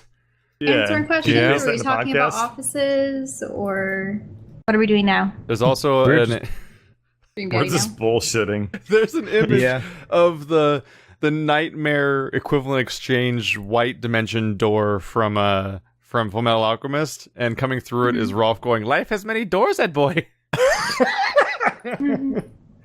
Rolf memes are the best. We should do questions, or this will never go anywhere. Next voice in Grave of Man should be Rolf. Oh, whoops, that was my question. No, Whoops. thanks. I might Rolf you, but Okay. Yeah, you Bird could, better dude. not You Rolf. should totally sneak in an NPC that's Rolf. so Grave of Man is many YouTube series are kind of a practice in me testing out new voices. This is true. And like practicing it. So We've gotten a lot better, by the way. Good yeah, job. I'm improving slowly. But so I will quite possibly debut some kind of Rolf just so we have a I don't know. I just want to practice voices. They're fun and they make the characters stand out. The only I problem have a is quest for you, Greg boy. my main problem is actually thinking like I can come up with the voice. It's the voice and what they're going to say at the same time is a nightmare. Oh, yes. I can almost never like think of. I actually have trouble thinking of like what does this NPC even know? Because like they're clearly different from like me, so they have to know something more than just like There's a lot like to let me keep track tell of. you the Something, though. secrets of this entire Can plot. you promise me you'll never make another Scrappy-Doo character like that damn dwarf guy, that halfling? He's a halfling. I don't care. I want him to die. And the point is, you can never kill an annoying character. You can never do it. If you try, they just destroy you because every annoying character in any media has like power armor bullshit. Anyway. Up until they've outlived their usefulness, and then the they get moment eaten the terribly moment by, he like, showed up, whatever alien. my entire chat was just replaced with punch him Dimitri, punch him Bird. The moment he showed up, my entire chat was full of like, "Dear Lord, can you punch him?" Oh man. Poor Yeah, let's Drez do some questions now. Poor Drez Yeah, doesn't even know what's some happening in the questions. story right now. Otherwise, people will stop asking questions, and that'll be. Oh, they stopped That'd a be while dead. ago. Oh, They really? stopped asking questions. Yeah. We stopped answering them. So Yeah, Dark Reyes asks, out of the 2016 games you experienced, which game did you each play that met your expectations and We're went almost far at the end of beyond it? 2017. It was asked in May. Okay, that's fair. Oh my god, we were far behind. So, what ones met our expectations, and what ones did Can not? we just talk about 2017 as well? Because I don't even Yes. remember what happened last year. Awesome. Also, here you go, Bird. I found Rolf Spirit Bomb. 2016 games that were There you great. Dark go. Souls 3, The Witness. Doom. Those are the two that and Doom. Those are the three that immediately stick out in my mind as like, yep, these were awesome. Dark Souls is pretty much what I thought it would be. But yeah, Witness and Doom totally blew away my expectations, especially Doom, where I was just like, this will probably be fine. I'm like, this is really good. This is Yeah. actually a really good game. That from- pretty much surprised me. For me, it was Dragon Quest Builders. I thought it was going to be this like Yes. goofy game, and the moment I loaded up that demo, I was like, "Holy shit! This is like everything I wanted out of Minecraft, and more." The only thing it lacked was like technically the long-lasting depth, but I could live with it. I think And now they're coming up with a multiplayer sequel. You guys better play it with me. I think Yay! one thing that we I played look that forward to the total knowledge asynchronicity between us. No, it's fine. The games are like so comically simple. There's nothing I could like use that you guys won't immediately In pick up the on. background, I'm like quietly dreading Dauntless because I'm like, oh fuck, he's gonna know so much more than me already. This could go so think- badly. I'm really looking forward to it. I actually have a question in my chat that says, are you looking forward to playing Dauntless? So I might as well answer that. Yes. So I'm looking forward to playing Dauntless with you guys, but really I'm looking forward to playing Monster Hunter World with you guys. Because, so, one, Dauntless kind of has pissed me off with the, hey, yeah, we'll get you on the press list, no problem. And then months of silence. Yoink. And then a machine email a couple they days pulled ago a being YouTube like, on you, didn't they?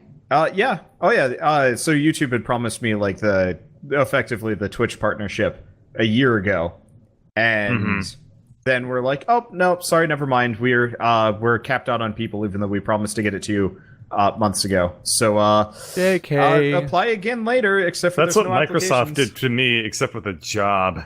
Yeah. And what about for Dauntless? So Was it the same Dauntless, thing? I talked to the community manager. He was super down. He like gave me his business card, his personal email, said like, yeah, shoot me an email tonight. I'll get back to you immediately. You know, I want to get as many people in on this as possible. And then the game actually comes out, and what they did was they instead just got a bunch of big name Twitch streamers. They didn't even get YouTubers. They got a bunch of big name Twitch streamers, and I think like 2 Monster Hunter channels. And gave them like all sorts of like custom support and stuff. None of them do it anymore. Like they like streamed it for the first week, and then they've moved on already because the game is an alpha. Mercenaries. Yeah. Well, yeah, that too. And so I'm like, maybe they'll come crawling back to you next when they realize that nobody else will actually play their game anymore. Yeah. You shouldn't settle for being second. And so, like, choice. I'm not actually that mad about it. It's just that kind of frustration I get when I'm like, really, really into a game, and like I meet a developer, and they're like just about as jazzed about pretty like some kind of, yeah. And then after the fact, they're just like, yeah, no, never mind. Like we didn't actually mean to do any of that. So well, see, hope you buy our game. And I'm like, fuck off. It's like the equivalent of like, oh yeah, we can't wait to work with you. Oh, yeah. We really hoped you'd lose our number. Yeah. So there was a game called Crashlands that came out months ago, and I covered their previous games. And I was like the only YouTuber to ever touch any of their projects up until they came out with Crashlands. And then when they come out with Crashlands, I sent them an email being like, hey, remember me? We've talked before. I see you've got a new game coming out. It looks amazing.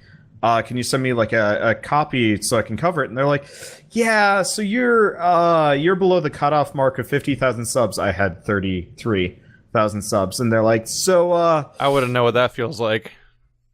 Sorry.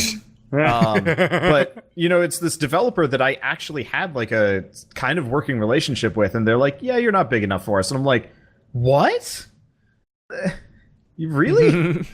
And it just, I don't know, it gets frustrating. It's why I kind of don't like going to conventions to talk to developers, because half the time they're just blowing smoke. I like talking to the small ones, but like any big name dev at a convention has no interest in me as a YouTuber. Whereas like the small people, like for Nefarious and whatnot, like they actually care I exist. So I'm like, okay, let's find those people and service those people. I care you exist, Wander. Yeah. But you marry me big time. Yeah. I'm just background terrified of the possibility of Dauntless or Monster Hunter turning into Warframe. Where I'm like sufficiently beyond you. So because you don't have restraint for just not playing games when other people aren't around. You will play them, and I know you'll play those games like twice as often when you're not around as you will with us. You are not Even incorrect. Play with me, he has to have more characters lined up just to level up with me. I'm like, what character are you going to be playing with me today? There will be some form of progression or knowledge or something that just develops way too fast. Because I know I will play without people, so usually I try and have like a separate gear set or a separate something, so I don't end up like outpacing everybody. Because Warframe was kind of a pickle in and of itself. And probably could have maybe figured that out better. But I know with Dauntless, I've already played like a bunch of it, and the problem with Dauntless is it's super like, okay, so beyond my like bitching about them, the game is not done yet. It is very alpha right now, which is not bad, but it does mean you're that, like, literally playing the alpha. Yeah. So I'm literally playing the alpha, but like, it's so alpha that it actually like. Kind of, it might have been a mistake to release it this early. They have quite a number of performance glitches that are actually problems, and like need to be addressed and haven't been, or they've only been addressed like minorly. So like a lot of crashing, a lot of like hitching and stuff that you really don't want in your like high action game. Effectively, it's like if Dark Souls went through early access, like. You'd probably look at that and be like, ooh, this is probably not the right idea. I also noticed the iffy thing in that like this whole subgenre is often about like fighting big monsters to farm their parts to make stuff out of their parts. That all looks distinct and everything, and this game doesn't have unique visuals for its models made yet, so a bunch of them just default back to the same armor set. So a lot of the armor sets aren't even uniquely modeled. The chain whip, a whole weapon class, only has 2 models for it now. 3, I guess they just had a new one, which I mean isn't so bad. The actual problem is, so like Monster Hunter, you have like specific like bits of a monster that you have to break off. Yeah. That actually I saw you doing that in Dauntless, though. Is it optional in Dauntless?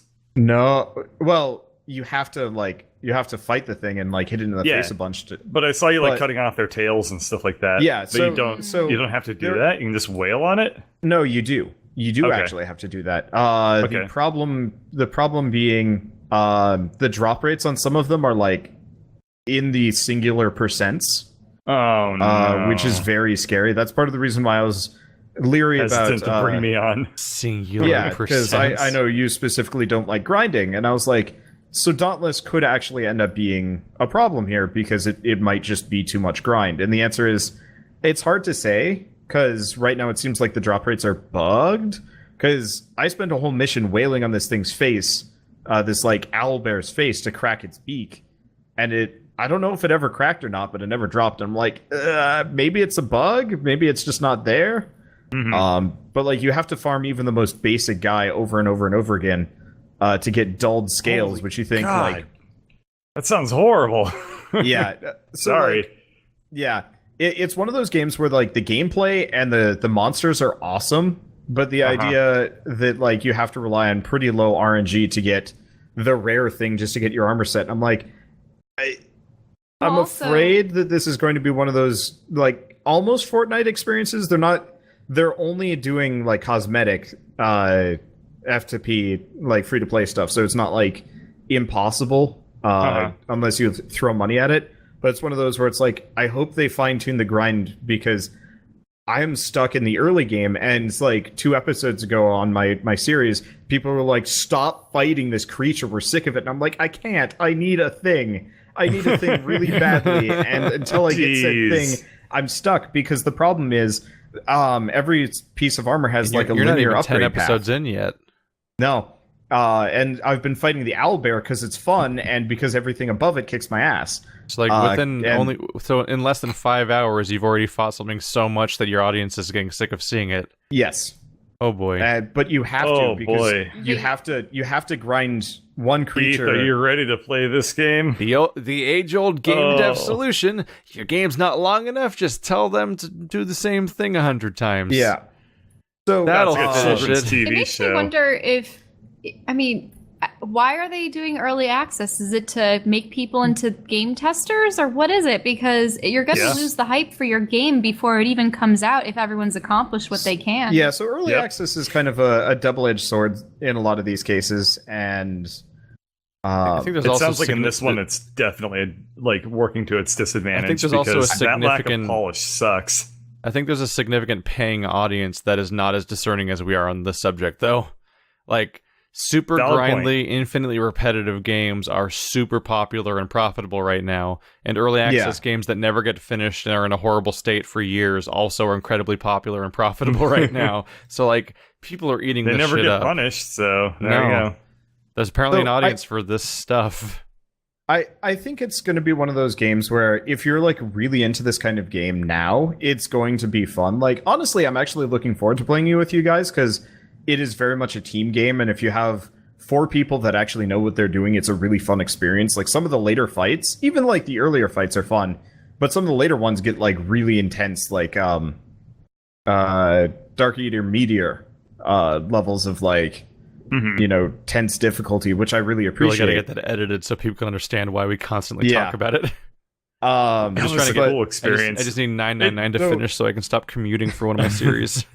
So the game is, you're going off to fight these monsters, and you have half an hour to beat them, hard cap. But you also have a danger meter that if you die, the danger meter goes up. And when the danger meter hits 100, you can't revive people anymore. You can't Borderlands style pick them up.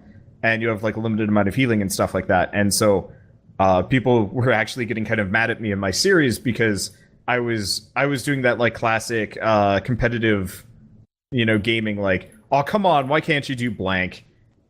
because my allies were getting hit by like the most basic attacks, and I guess I would too, but not as much. So like there was one fight where I still had half my healing items and everybody else was like permadead, and I'm still like, I'm just not going to use a healing item. It's not worth it for me because this team can't like, you know, pull through here, and people were mad at me because I was being toxic, and I was just like, look, pugging in this game is kind of rough, and so I'm looking forward to having people that I can rely on, because I was playing with fans later on. Do you know what this makes me wonder?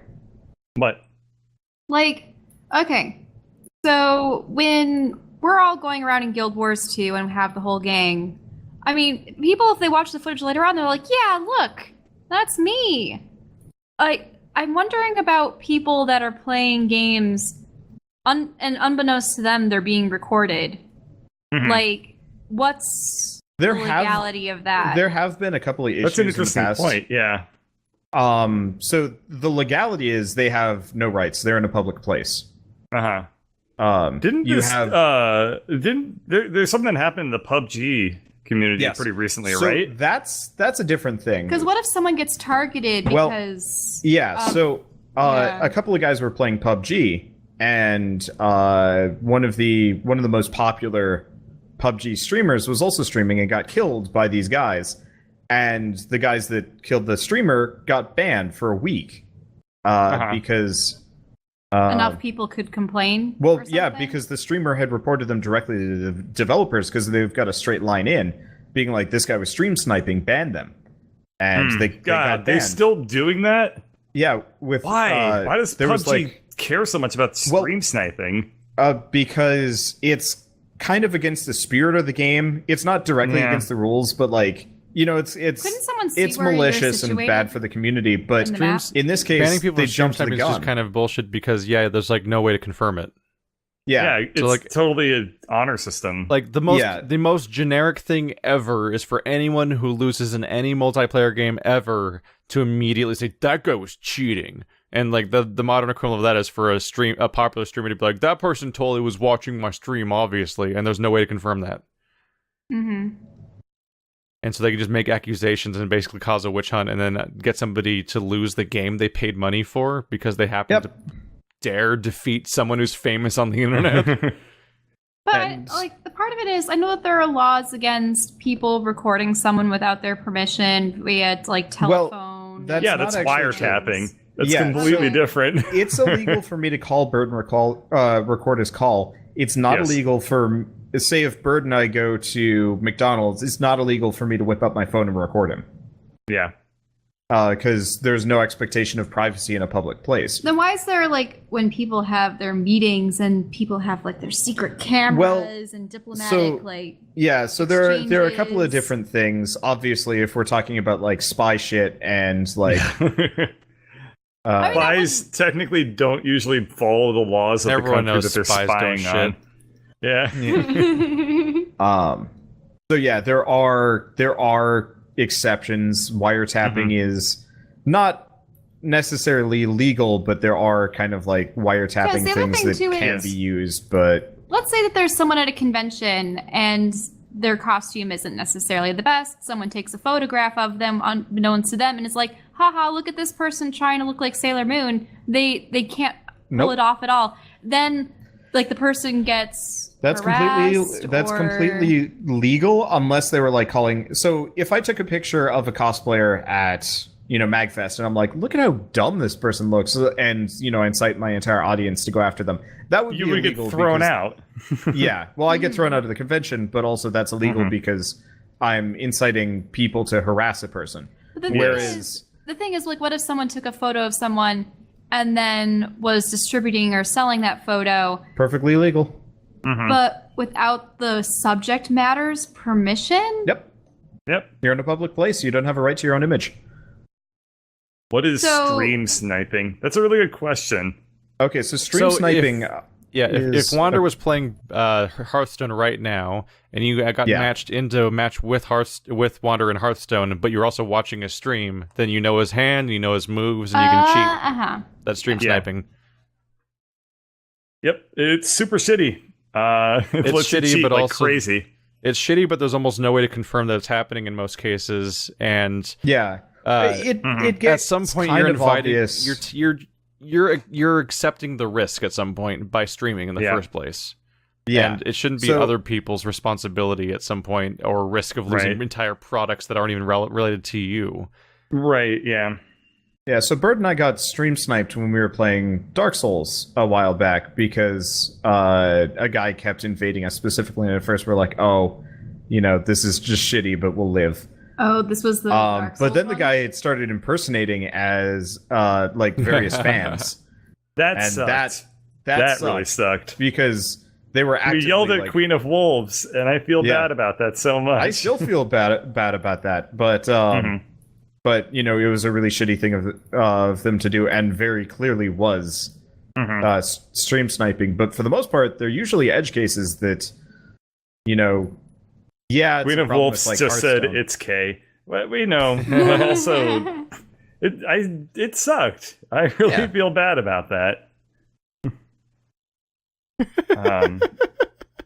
But yeah, Yeah, Trolls. Starbound was early access for ages. I recently watched a video of it, and it has a storyline, and it's not horrible. That's still an amazing Yeah, story to hear. Starbound got really good as they kept Yeah. adding more content into it. Looks great now. I played it with Gull of Doom. It was fun as shit. I was actually I wasn't that surprised. Everybody was like super mad about Starbound when it first came out, and the only thing I hated about Starbound when it came out was the fact that they kept deleting characters. I was like, Yeah. come on, like after the first one, it was like, really? Like you're still doing this? That was But- why I quit Starbound. I played it when it very, very first came out, and they deleted my character. I'm like, I'll just not. I'll just play anything else instead then. Yeah, and so I played it recently with Gull of Doom, and it was actually like a really fun product. And the story was boring, but the world was fun to run around and explore. The visuals are great, and actually, it has some of the best farming in a video game I've ever played. Because I was playing it at the same time as Stardew Valley, or like immediately after, and so I was just like, Starbound Valley, let's farm a bunch of shit. And I was like buying mecha with my crop profits, which made sense, I guess, but it was super fun. Starbound Valley? Yeah, why not? Did Yeah, I mean Starbound Stardew Valley. That's definitely a funny. Yeah. Starbound Valley. Dude, like games like Starbound and Terraria could totally like if you put in a little work, you could actually make like more or less Stardew Valley in one of those games, and it would be nearly perfect. It's just the official support is like, well, you made fuck tons of money, but that's about it. And I was like, well, okay, I guess I'll go buy like a death mecha and go kill the last boss with it. A death mecha? Yeah, they never really So- fixed the balance in that game. So- I still well, no, remember this one was a time I mod. just got a. Oh, I see. So Starbound has really good modding support, and there's like whole rebalances and stuff like that. And so they have vehicle support in the game already. And so somebody made this amazing mech mod. And the mechs are actually fairly reasonable, quite expensive, and they're strong, but they're not like game-breakingly strong. Except for one of them, which has a mining laser, which you're just supposed to point at like the ground, and then you dig it up and you collect all the stuff, and it's super simple. Well, the thing is, it does damage to like a target, and if you're hitting it for a long time, it gets hit a lot, but it doesn't really account for whether or not the boss, say, has multiple hitboxes. So I pointed my mining machine at the thing, clicked, the game froze, and then the boss died. Yeah, Instant really. death. It was amazing. And poor Gull was just like, well, that's new. Totally took it on the chin, no problem. But it was amazing. Why does he That sound was a like fun game. Skitter? Well, he's Danish. Oh. Oh, yeah, every Danish person sounds like Skitter.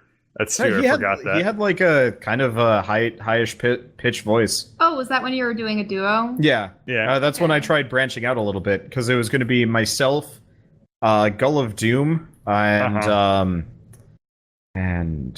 how have I forgotten his name? Wait. You branched out a little bit? You were trying to abandon the bird? You were. This was when you had your internship, like last year, and didn't even have a computer. You were trying. You were LPing with other people, and you didn't even tell me. I mean, You were busy. Also, you never really seemed particularly interested in Starbound. He didn't really apart hide from it. like one time we tried. I was really aware I was of not it. exactly hiding it either. I was just like, yeah, let's give this a go because it was like a good common ground for the three of us. I also LP'd with Bumpy McSquigums and Colonel RPG. What do you do? Who's Bumpy McSquigums? That's an interesting name. Keith, I bet during your Q&A session you didn't even mention me once. I don't remember. Did I? Did you I don't know. Did you not watch it this time? I don't remember if I did. I don't think you did. I was going to actually do it, but then I got distracted. I doing used other you things. as an example of what a channel can be like.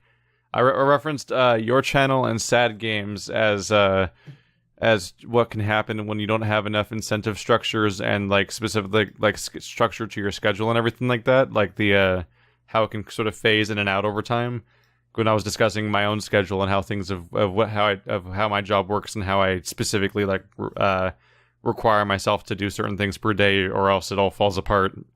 Just because it's so easy to make up excuses to be like, I'll just not do that today for like 7 days in a row. I completely eliminated that from yeah from my channel. Limited what? The prospect of not uploading things. Yeah, but I was just expressing the difference between my channel and Wander's channel and your guys' channels that were like dead for 6 months and stuff like that, and things like that. I think I stopped uploading from basically February to May, and then I started uploading. I went from like not uploading to uploading like 6 videos every single day, like instantly. And which is also what Andrew did. It's so goddamn funny to look at my analytics because you can see the day I turned it on and just like my view count just explodes straight up. Yeah, Andrew went from being dead to uploading 6 videos a day. Also, it looks like just so. I made people busy. It's like the most impact I've ever had on other people's lives. If I for got no other reason than tired of you nagging me and using me as an example. Than sheer hours of investment. You kept, and it came from a place of love, I think. But I just got so goddamn tired of you making like pointing out like this to me that it was fine, I'm gonna do something about it, so I never have to hear this again. You could have pulled in everybody else and just gotten really, really salty about it and then quit. I mean that historically has worked out. My new project is trying to get Wanted to upload the podcast, but he's never caved to any of these tactics. No, man, you even were totally honest about it too. You said that you basically were like making it kind of like your side mission. Like, no, you didn't put a lot of effort into it, but you did say that you basically would like keep poking me to try and get me to work on my channel more. And you know what? After like 5 months, no, you've actually been doing this for years, but you have. You have. You can't tell me that you haven't been like basically like pestering me the entire time I've had a YouTube channel to work on it more.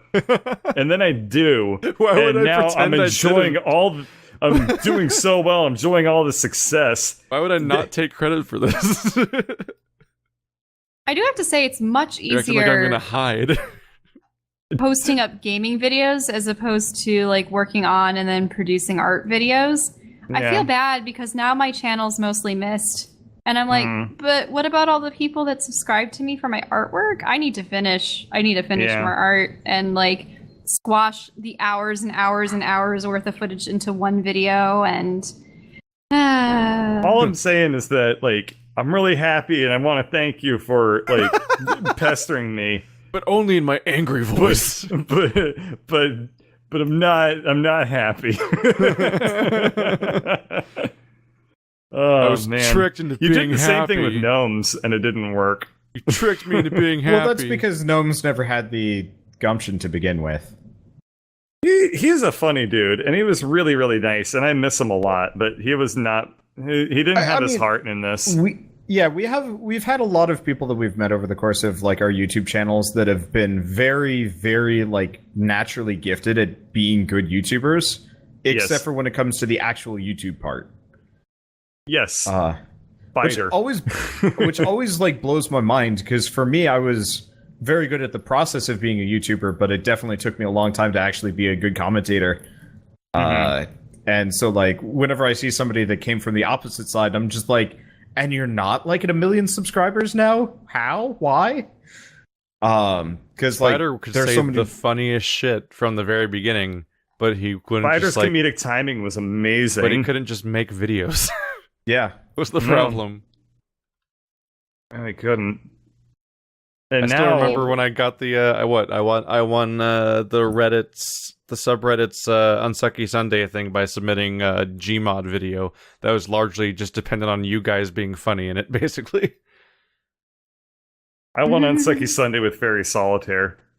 You guys kept I talking earned about that win. you guys kept talking about having sex with inanimate objects, which is weird. Yeah, that sounds like it was something I would talk about. Because like Lost Spider was like, "This is a nice box. I'm gonna go fuck it," and he just starts walking around behind a house with it. And then there's some, I don't remember what it was for you, but you're like, "Look at all these somethings, each one more tantalizing than the last. I just want to stick my willy in all of them." I'm like, "What is happening?" Oh my god, Guys! that sounds like exactly what I would say. I want to say, was that the fridge moment? Because that feels like it was the fridge moment. I don't know. Wow. Boy, ain't that some shit. Anyway, I mean, like, I was kind of in the same boat. I mean, I still am. I think I'm a pretty decent commentator. I'm not going to really go into that so much, but I will wholly admit, I am awful at the business side of YouTube. Terrible. Uploading videos, tagging, playlisting, thumbnails. Good God, I could not do that. Social media is hard to Couldn't manage. do it, man. The secretary. I just didn't care. It's just like it just sucked so much. All you have to do is teach Ladybird the basics, or have a kid and teach them the basics of SEO. Just adopt And a then- young child. No, Ladybird I even already had a volunteered dream about it. multiple They're gonna times. have 3 children, and But- they're all going to But be if you within let 2 or Ladybird 3 do years it, you'd be apart. admitting your failure. No. Yes. So you needed a program to do it Ladybird- instead. Bird's also terrified of the prospect that Ladybird is going to learn how to YouTube better than him, make her own channel, and then beat him at it. So instead of YouTuber, you programmed like a cyber wife to deal with all your problems. No, Ladybird volunteered multiple times to like manage my channel for me, and I told her, I literally said straight up, like, this is my thing. I don't want it to be a chore for you. Like, I was way not gonna do that. And she was like, it's okay, I don't mind doing it. I was like, I mind if I make you do Like, this. no, these are my problems. I worked for I them. would feel like such a failure if I like passed it off to somebody else. Wanderbutts, you offered to upload my Yep. videos for me, and I told you no for the exact same reason. I said this is my thing to do, and then I Does just that work? like, Can I be like, 2 Wander, months- I'll upload the podcast for you? No, it won't You work. won't even have to know. And then They'll like just be 2 there. months later, I finally just like came out and I said like, hey guys, I have a computer program that uploads and edits all my videos for me, and now it works. And oh my god, it's been awesome. It's been a really good couple of months, we'll say. Now, question about the podcasts. I know that for D&D, Wander gives you all of his footage and stuff, and you Yep. guys like add your own thumbnails, tweak it up, and then like put I it don't have my online. thumbnails. So what happens with the podcast? I know that you guys have to like adjust the screen so that you have all 3 images aligned, and then there's like a little background, and everything has to be rebalanced there. So is Keith just distributing the Yeah. final Yes. videos? Then you Yep. have no excuse not to put them up. Oh, I mean, I have to He's pee. doing like the work. I'll be right I back. got. Bird's excusing himself from this scenario under the pretense of He does peeing. not want to be between this one. Is this our first YouTube drama? Nah. Oh, Bird's got a We've had enough headphone-shaped YouTube imprint. drama for this year. I saw Bird walk away, and he had like headphone-shaped imprint on his head. His hair, he's been sweating, and his hair is taking Oh, the yeah. shape. Wander has that all the time. Yeah, I have like I have headbands like divot in my hair all the time. Sometimes I look at it and I worry that the whole spot's going to go bald or something. Like it just because it pushes the hair up in such a way that you see directly to his scalp, and I go, ah! And then I realize, oh no, it just needs to lie. I'm always flat wearing again. earbuds like some kind of monster because I don't like wearing stuff over glasses. Oh, Just I kinda don't have the sucks. problem with glasses. My problem with the earbuds is I notice I like start modulating my voice differently if I have earbuds in, so I generally avoid it if at all possible. I suppose it's because Like it's a lot harder to voice act actually. with the noise Weird. canceling headphones and stuff, you probably are more isolated and you speak louder because of it. I find that we tend to talk loud. Yeah, well, you're especially bad. Like I can eventually, like when we're not on camera, I can realize like, oh, I've got my headphones on. I should probably like tone down. You're just like, what? What was that? Speak up! I can't hear you. And I'm like, take off your headphones. Hey everyone, Deafbot here. I can't hear anything. Mop. or I'll be like calling to him from the other room.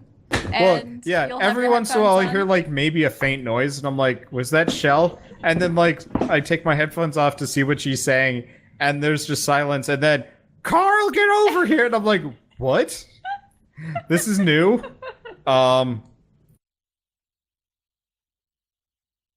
Not actually a problem, but it is Nah. always a bit of a surprise. All right, what did I miss? Nagging. Did you convince Wander to start uploading podcasts? No, our entire conversation was about you again.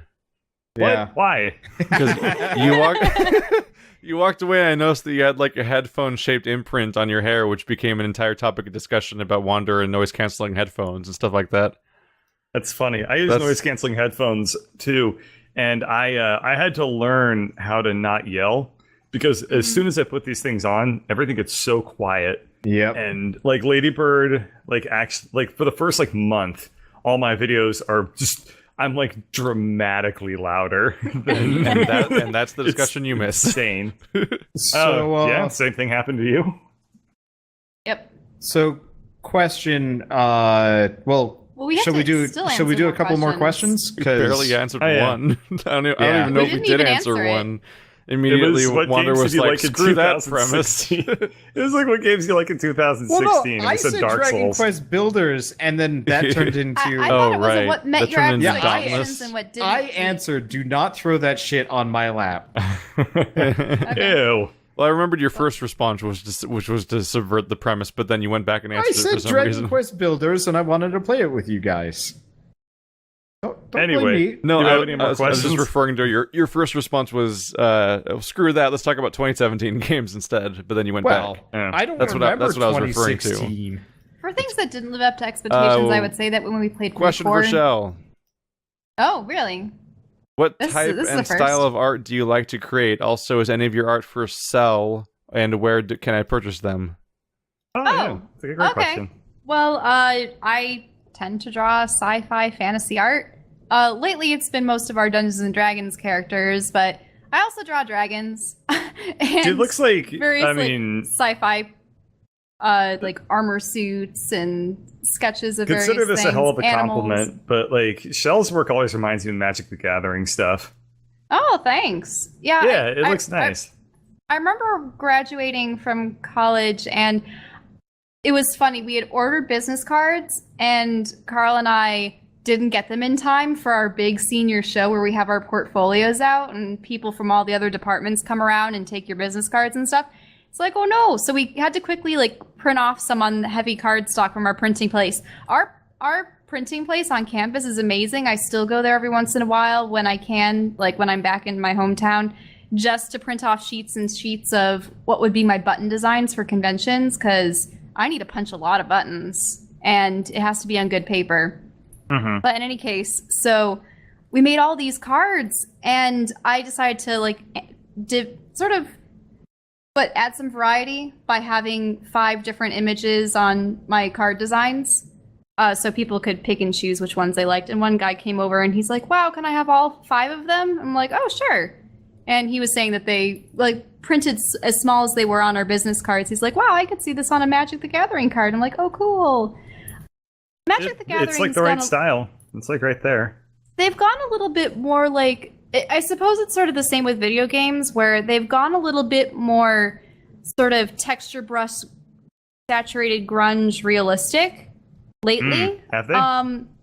Yeah, for the most part. I think they've gone back a little bit more colorful. It really depends on the world that they're working with. But when I played Magic the Gathering, it was when their Lorwyn expansion came out, and that was a much more stylized fantasy, like colorful setting.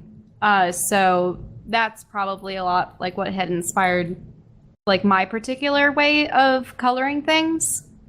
Yeah, when I played Magic the Gathering, it kind of looked more like what's his name? The guy that did the Conan the Barbarian paintings, the really, really famous painter. Yeah, him. He's Italian name. I don't really remember. Like, that's kind of what I associate with Magic the Gathering now. And now that I look at it, it's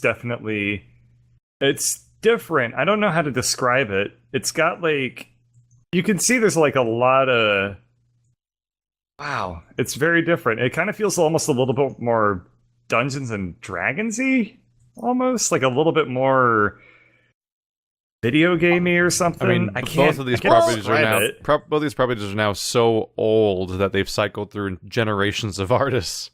Yeah, so back when Magic the Gathering, but also there's a lot of map painting involved and stuff too. What happened in the very beginning for Magic the Gathering is the original artwork that went on them were very traditional fantasy artists and oil paintings and acrylic paintings. So they didn't have digital. In fact, the rules didn't change until about 2006. Until then, pretty much everything was an acrylic or a digital painting, and then it kind of flipped when they realized. Oil. Yeah. Sorry. Yeah, that's right. That's right. Yeah, these are all digital paintings. And so now they made the transition to digital, which comes with two things. You get a lot more younger artists that are doing the digital art. Because you get a lot of people using texture brushes, which I still dislike. Texture brushes, matte paintings. Yeah, people actually will put in foliage from photographs and then like sort of pseudo paint over it kind of stuff. Oh, they photo bash? They photo bash in Magic the Gathering cards? That's horrible. It's not as apparent, bad. But I can see it. For some things, every once in a while one will show up and you're like, oh really? But it's Frank it's not as bad Frazetta. as That's the guy I was thinking Frazetta, of. Yeah. Yep. God, he's one of my favorite artists. I love Frank Frazetta's art. I actually remember I talked to somebody very briefly who actually did do commissions for Magic the Gathering, and for most people, like, they are paid by the card, like they're just commissioned to make the painting. It's $300 to $900. It's $500. Yeah. It's $500 to make a Magic the Gathering card. I actually interviewed with a lot of. Well, I interviewed artists that I admired. It was like part of our assignment for the end of college. Yep. So I got to talk with Ian McCaig, Matt Gaser, Jonathan Bosch, and Naomi Baker. Naomi was sort of around our age, and she had worked on Guild Wars 2. Jonathan worked on a lot of like matte paintings and background concept art for Star Wars. Ian McCaig is just a legend in the industry and does a lot of... Yeah, it was really fun speaking with him. And then there was Matt Gaser, who did a lot of cards for specifically, I think, the World of Warcraft trading card game and whatnot. He has a very colorful style, and it's really enjoyable. But he had said that, things in the industry had changed. You used to be able to make a living off of doing cards with, I think it was like $1,000 a card. And if you got a number of them per expansion, it was pretty good. But because they've been like branching out and paying people less, it's difficult for them. So... I don't know. Internet. Yeah, that too. Oh wow, it's been so long since I've looked at this stuff. Some of my artwork sort of taken for people to make custom cards in like Korean versions of Hearthstone and stuff. Oh wow, and like I'm knockoffs? Really? Well, that's the thing. I don't know if they're actually being implemented into the game or if people are just having fun making their own cards and are like, teehee, I'm going to take this random image off the internet kind of thing. I'm pretty sure a number of people have probably been like, hey, this looks like it could be a good D&D character and just take it for their own stuff. Like Greg. Like Greg. Or claim they made it. Yeah, terrible. Experienced that before in chat. Somebody claiming they made a painting of a dragon, and it was just a really old Magic the Gathering card that came out when they were really young. We're not going to talk about that instance. But yeah, so I do a lot of sci-fi and fantasy art, and I go by Keeper of Ages on most of my handles. I'm on DeviantArt, and I've just recently been on Twitter and Tumblr and ArtStation and Facebook and who knows what else. I'm tired of all the social media you have to be on. Instagram, that's a new one for me. But I do have an Etsy shop, and I hope to be putting up like more prints and stuff on there. And at this point, I really just have some of my like old bookmarks and buttons from conventions. But I really should get into merchandising. I need to merchandise more. So, Wander, have you been enjoying the opportunity to stretch your legs more and draw more because of D&D? Draw more, yes, absolutely. I think he's probably stretching his legs less than ever. With all this additional work. I went running yesterday. Yeah, you went to the gym. Yeah. But yes, I have been appreciating doing art more often. It's really fun. It's also kind of hard because I'm out of practice on drawing details, so I'm kind of like relying on some like drawings from Shell occasionally. But I'm like, okay, can you draw me some characters? And then she draws me some like quick things. I'm like, okay, cool. I'll vector over them, and the faces don't turn out right because she was. So she did like a really tiny, okay? Yeah, she did like these tiny little things, and then I'm like, I have to gesture drawings. I have to fit a face on here, and so currently I've got like this weird. Actually, you were the one that specifically told me not to go into detail. So... I didn't say full detail, but so like, so like the eyes are like slightly off kilter, and I'm like, there's got to be some way of like getting better at this, and really I need to sit down and actually do. Face drawings again because I haven't done. I need to draw more. I need to draw more very badly. I'm down for an art stream if you can put on your big boy pants for it. And then I can do the arts. No.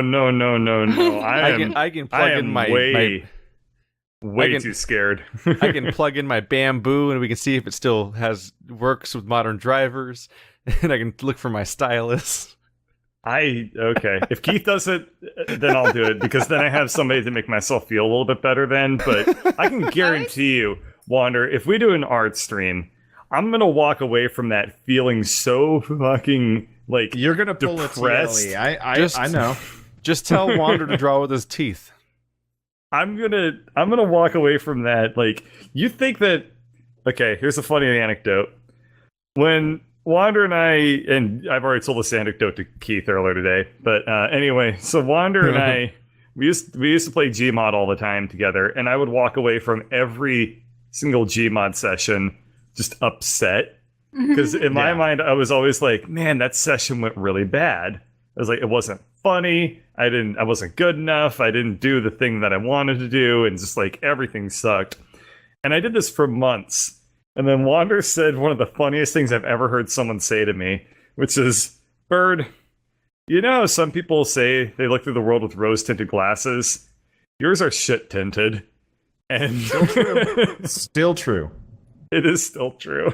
It's still super true. I just don't complain about stuff as much anymore. But anyway, if we do an art stream together, I'm going to walk away from it with like the worst you've ever seen of me with shit-tinted glasses. Oh god, Lady Bird is now staring at me and she said, full you shit do goggles. have shit-tinted glasses.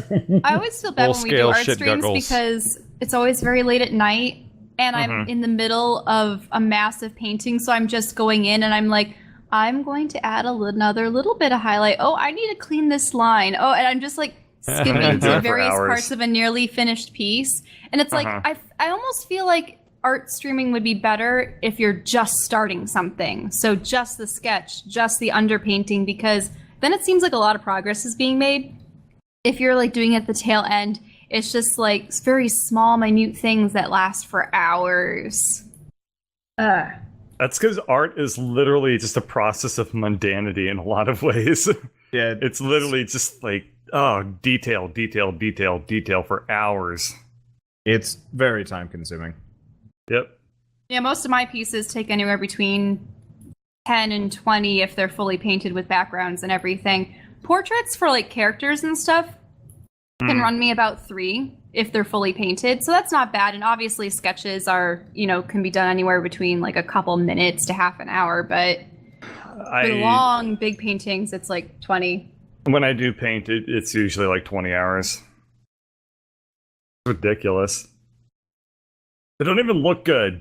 And That's the worst part. You pour like 20 hours into something, and then you get to the end, and you're like, I'm done. I hate this. The only reason why I actually know how long it takes now is because I've been recording them. Yeah, and truth. Beforehand, I never knew how long a painting. It's a sobering thing to like take in when you look at something. You're like, I spent like a day of my life on this thing. But I usually spend anywhere between like 5 days to like, a couple weeks on a piece, but not working on it constantly because I have other ones to do too. Mm-hmm. And it's like, I feel like I've been working on this thing for a month when I've really only been working on it for, 20 hours. But that's because everything else is so split up. Yep. Yeah, I guess, Keith, are you much of an artist? Oh, I saw your painting of those pants. The pants. The pants painting. Okay. But yeah, I guess between the 3 of us, like, we're all like artists to some degree. Like, I've got a whole definitely dumb you're like up there deviant shows art. like the most artist. I have won an art contest before. It was a stupid contest, and everyone else sucked, and that's why I won. But I won, Nice. and I got a painting set as a prize for like winning the county art contest in the digital art category. So if you go to my DeviantArt, there's a whole backlog DeviantArt? of like old shitty. Yes, like, it's hilarious. yeah, I No would offense. look at all these various like stock photo DeviantArt accounts that would like provide stock, where you have to provide a link back to the stock you used, and then I use those in image editing software. I mean, image editing projects, and then I do a bunch of weird little projects, a bunch of just like experimenting with color and shapes and just screwing around and just making things, and then just photographs with lots of filtering. Some of which still look, some of the photographs still look really nice, but they're not very high resolution because the camera wasn't that great. But there's a lot of just random shit in my gallery. One of which is a giant, one of them is a giant red and blue jellyfish picture that's actually hanging on the wall in the house I live in right now. But it's a bunch of dumb stuff. And there's World of Warcraft banner signature images that I made for my old guild forums. That's actually like a popping business, or popping? Whatever the term is for it. But yeah, there are people that, even if they aren't, there are badge artists. So when people go to BlizzCon and stuff, they like to have a portrait of their characters, and sometimes they like them for their icons or their own banners. But there's still a lot of work out there for people that just photo edit the like in-game screen of a character with a different background and lettering and effects and stuff, and it's like, woo! Wow, And you people can do make that for money them. doing that? Yep, people do. You Oh. can make money from a lot of things. What's Step next? 1. Talking while playing video games? Step 1, know how to do something other people can't do.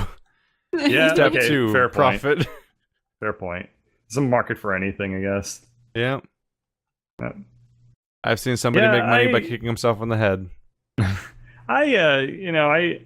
I'm at an interesting phase with my art where it's like I know the pathway to improve. I know what I'm good at. I know what I need to work on. I just don't have the time because I'm prioritizing other things right now. And admittedly, it's a super duper low priority for me to get like good at art. If I need art for various projects or whatever in my life, I can always just pay people to do it, which is a lot more time efficient than than me trying to learn how to draw and stuff. But I just feel bad because I have that potential, Oh, You well. squander What it. can you do, yeah, man? it's at the same What can you time. do? I've gone through phases with. I mean, I always been sort of the like drawer illustrator type, but if I see a necklace or a tote bag or something made out of, I mean, I've also always been a costumer, so I have like tons of like armor suits and cosplays and stuff like that. So it's like, oh yeah, I'm gonna learn how to make these things. So I've been making plushies and I've been making clothes and and it's just like, but at what point is it just like and the jewelry that I've made has been nice too and everything. It's just that I realized that, especially when I was like doing my artist alley table and stuff, I was just having, plushies, all of my like digital art in various printed formats, and then like jewelry and stuff. And I've sort of phased out jewelry because I realized that the cost and the time and the effort, it doesn't like factor in quite as well. I find that if I continue pursuing my 2D art, it in the long run will be more beneficial to me, I think, than like, and it's nice to be able to do all of these other crafts, but at some point you have to sort of like realize what you're going to level up, so to speak, like what skills you want to pour yourself into. So I just realized what my old photo editing projects look like. What they all look like is that specific. It's a very specific aesthetic, which is those books that only exist on Amazon that have covers, but the covers have never had to exist on a printed book before. Right. I know what you're talking about. Yeah. Where they just generate it with a computer and it always looks like fake as hell. Yeah, like it's not like, I don't mean like a placeholder cover, but like the shitty covers that they only make for those non-print Amazon books that just need an image in the corner. Oh, yeah. That's exactly what they all look like. Something that nobody will ever look closely at. Exactly. So we got time for maybe one more question, I guess. But yeah, so Keeper of Ages, buy Shell's things. I'm planning on buying one of her plushies at some point. I haven't taken the time to look into it too much. I just think the one that I think most reinforces what I just said. Yeah. A guy falling towards a clock with speed lines. It's like that's the cover. Oh god, that's unreadable. That's exactly what that aesthetic is. It's just that vague idea of a person falling. Like that would be some sort of like shitty thriller. Oh, but yeah, those are in books all the time now. You know what? Going into the sci-fi fantasy section, you don't see the beautiful paintings anymore for the covers. You see photo bashes of sort of black and white muscled woman with tattoos. Oh, people are asking what a photo bash is. Oh, a photo bash. It's where you take photographs, but you digitally edit them so that they look seamlessly. Well, except it's really apparent in most cases. You start with a painting, and then you take a photograph, and you crop out the parts you don't need, and then you paste it over your digital painting, and then you paint over the part you pasted in to make it look like you painted whatever it is that's in there. Mm-hmm. Yeah, it's just painting over things. Not great. It looks horrid. It's tracing. It looks so bad unless very, very, very talented photo bashers can do it. And to that, I don't really care. I can commend people for making their art however ways they want to do it. If that helps you make really good looking stuff, then go for it. Very, very, very few people can make photo bashing look good. I think it's understandable for really quick environmental concept art because if they want to be able to create a semi-realistic environment just to show what potential designs are going to be further, and it's not going to be official art that's going to be published anywhere, it's just this is the concept art, then they take real environments and figure out how they can work with them in their world. But I don't like it really for character design unless it's, I know that someone that I knew, she was working for a studio and it was like a Call of Duty thing. She was tasked with finding actual gear and photo bashing them, and she's like, but I'm a concept artist, why am I doing this? But it's what the company wanted, so that's why people do those in those instances. But I would say for finished paintings, I don't know, it depends on a person's aesthetic and stuff, but I'm obviously not a fond of like tracers and things like that. All right. One more question. We ended up talking straight over the question potential. Nakota Fleming asks, "What is the cheesiest thing you've done in a game?" Cheesy as in Cheesy? cheating? Played with bird. I think they mean like gameplay cheesy, as in like cheesing cheese the something. game. I mean, I found out in No Man's Sky that if you bought like an item from a trader 10 feet away from the Galactic Trade Terminal and sold it for twice the price, you can make millions of gold really How long really could you do fast. that? I think That a was insanity. significant portion of the audience of No Man's Sky did the port trading trick where you just walk inside the port and you buy things from anyone that's selling it low and you sell them to back in the store or to anyone that will buy it for higher. It was like the only way to make money originally in the game. Yeah. There's something recently that I did they ever fix cheated that? really 'Cause hard. at launch you could just stand in a port and generate infinite money. They have fixed it to some degree. So what it is now is there's no longer things that sell for like double price. There's only like minor differences, but you can buy larger quantities of them. So what you do is you find like places that have like a need. You know, it's much more supply and demandy. So it's still the same thing. There's just a travel time, and you have to carry more of them. But there's cargo slots, so it's not so bad. So I remember there was multiple No Man's Sky streams where I would finish the stream and then afterwards I would stop at a port and I would just enter that loop for like hours while listening to a podcast. And before long, I was like, "Why am I playing this game? Why am I even bothering with this?" It's like this is the most effective strategy, but it's unwatchable and not fun. I'm just listening to a podcast. We should have to take ended my the mind away from it. podcast already. Oh, my bad. On my end, because I had to restart the recording, it looks like we weren't done yet. But then I looked up and realized we're actually like 15 minutes over. That's fine. We're only It is 5 minutes over. 5. The most cheesing I've ever done in a game involved bosses. I think specifically in Knights of the Old Republic 2, I was fighting Darth Sion. And I was having a hard time in that boss fight. And I trapped him behind a pillar and could still attack him through it and everything. And Maybe more cheesy would be Looter Kings. Oh, you destroyed that game. You mean the only way to play the game without dying? Yeah. The game was unplayable at launch. You had to basically cheat to do it. I told you people are still like super. Yeah, people are still getting mad at you for bothering to question the quality of a game. That was terrible. And that was the audience of that was everyone's opinion. We were playing with a full group and no one enjoyed it. Yeah. And we beat it. We beat all the content that was there at the time, and it was awful for everyone. Not only was it awful, but everyone was laughing at how bad the game was because we were appalled by its very existence. So those people have problems that are arguing against that.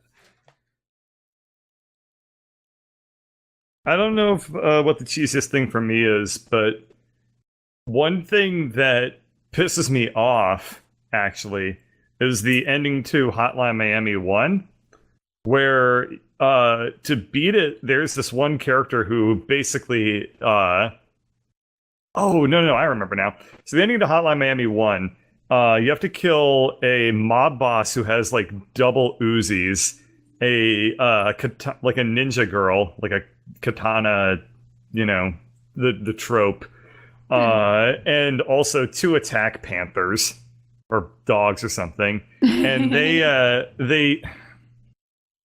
you're by a fountain, and all of these guys, they know you're there, but they still only attack you if they get line of sight on you. Like, it's a stealth thing, except for the fact that there's a dialogue that you have with them. So they know you're behind this fountain, and they literally, like, to beat this boss, you have to edge out very, very slowly from the corner of the fountain until something comes running up to you, whatever it is. It could be the dogs, it could be the mafia boss, or it could be the ninja girl. Whatever, it's just whatever it has to be, it has to be one of them. And then you take a swipe at it and you try to kill it. And you do this, it takes like 20 minutes, and you're just literally, it's designed in the game. The way you do it is you just cheese out the AI. They designed a boss fight where you have to exploit the weaknesses of the AI that they programmed into the game. It's stupid. It made me feel dumb. And I don't like when video games make me feel stupid. And it still makes me mad because it made me feel like such an idiot. So there you go. That's my cheesing For story. me, the main one that comes to mind is in Demon's Souls, there's a boss called Flame Lurker that deals tons of damage, is on fire. When he punches stuff, his hands explode, and he's huge, and he's fast, and he jumps around. But, and I was fighting him when I was really inept at the games. I'd only ever beaten Dark Souls once, and that was my experience with the franchise so far. So, like, I was still in my first few playthroughs of Souls games in general. And I was not prepared, and I was garbage at the games. And I found that there was one pillar in the room and over near the corner. And so what you could do is you could hide behind the pillar, and you could just constantly strafe around the pillar so that every time he attacked you, he'd try to be attacking you straight through the pillar so he couldn't get to you. And I just kept poking with my spear from behind the pillar while constantly cheesy. rotating around the pillar to keep him behind cheesy. it. The video, I believe, because I was recording, is like 20 minutes of boss fight. That's It's like a 20-minute long not Dark Souls unusual boss fight of for me Dark slowly Souls. poking this guy to death. It's That pretty. part's It's kind of pretty unusual. unusual. It's pretty unusual for one attempt at a Dark Souls boss. Yes, that's true. This That is Dark true. Souls or Demon Souls? Demon Souls. Oh, okay. That's I don't actually even more common in remember Demon's Souls, fighting I this think. guy with you. You won't remember anyone because in our playthrough we like one shot everybody with magic. Yeah, it's true. That really takes care of that, honestly. Yeah. The only boss fight I really remember is the initial boss that I refused to fight normally and punched to death like a jack off, and then the last boss because oh damn.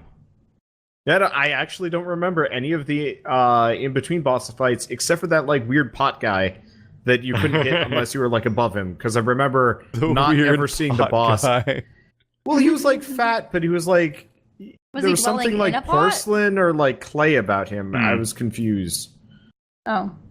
The weird pod guy. Alrighty.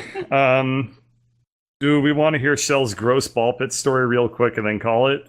Oh, you actually remembered. Unfortunately, yes.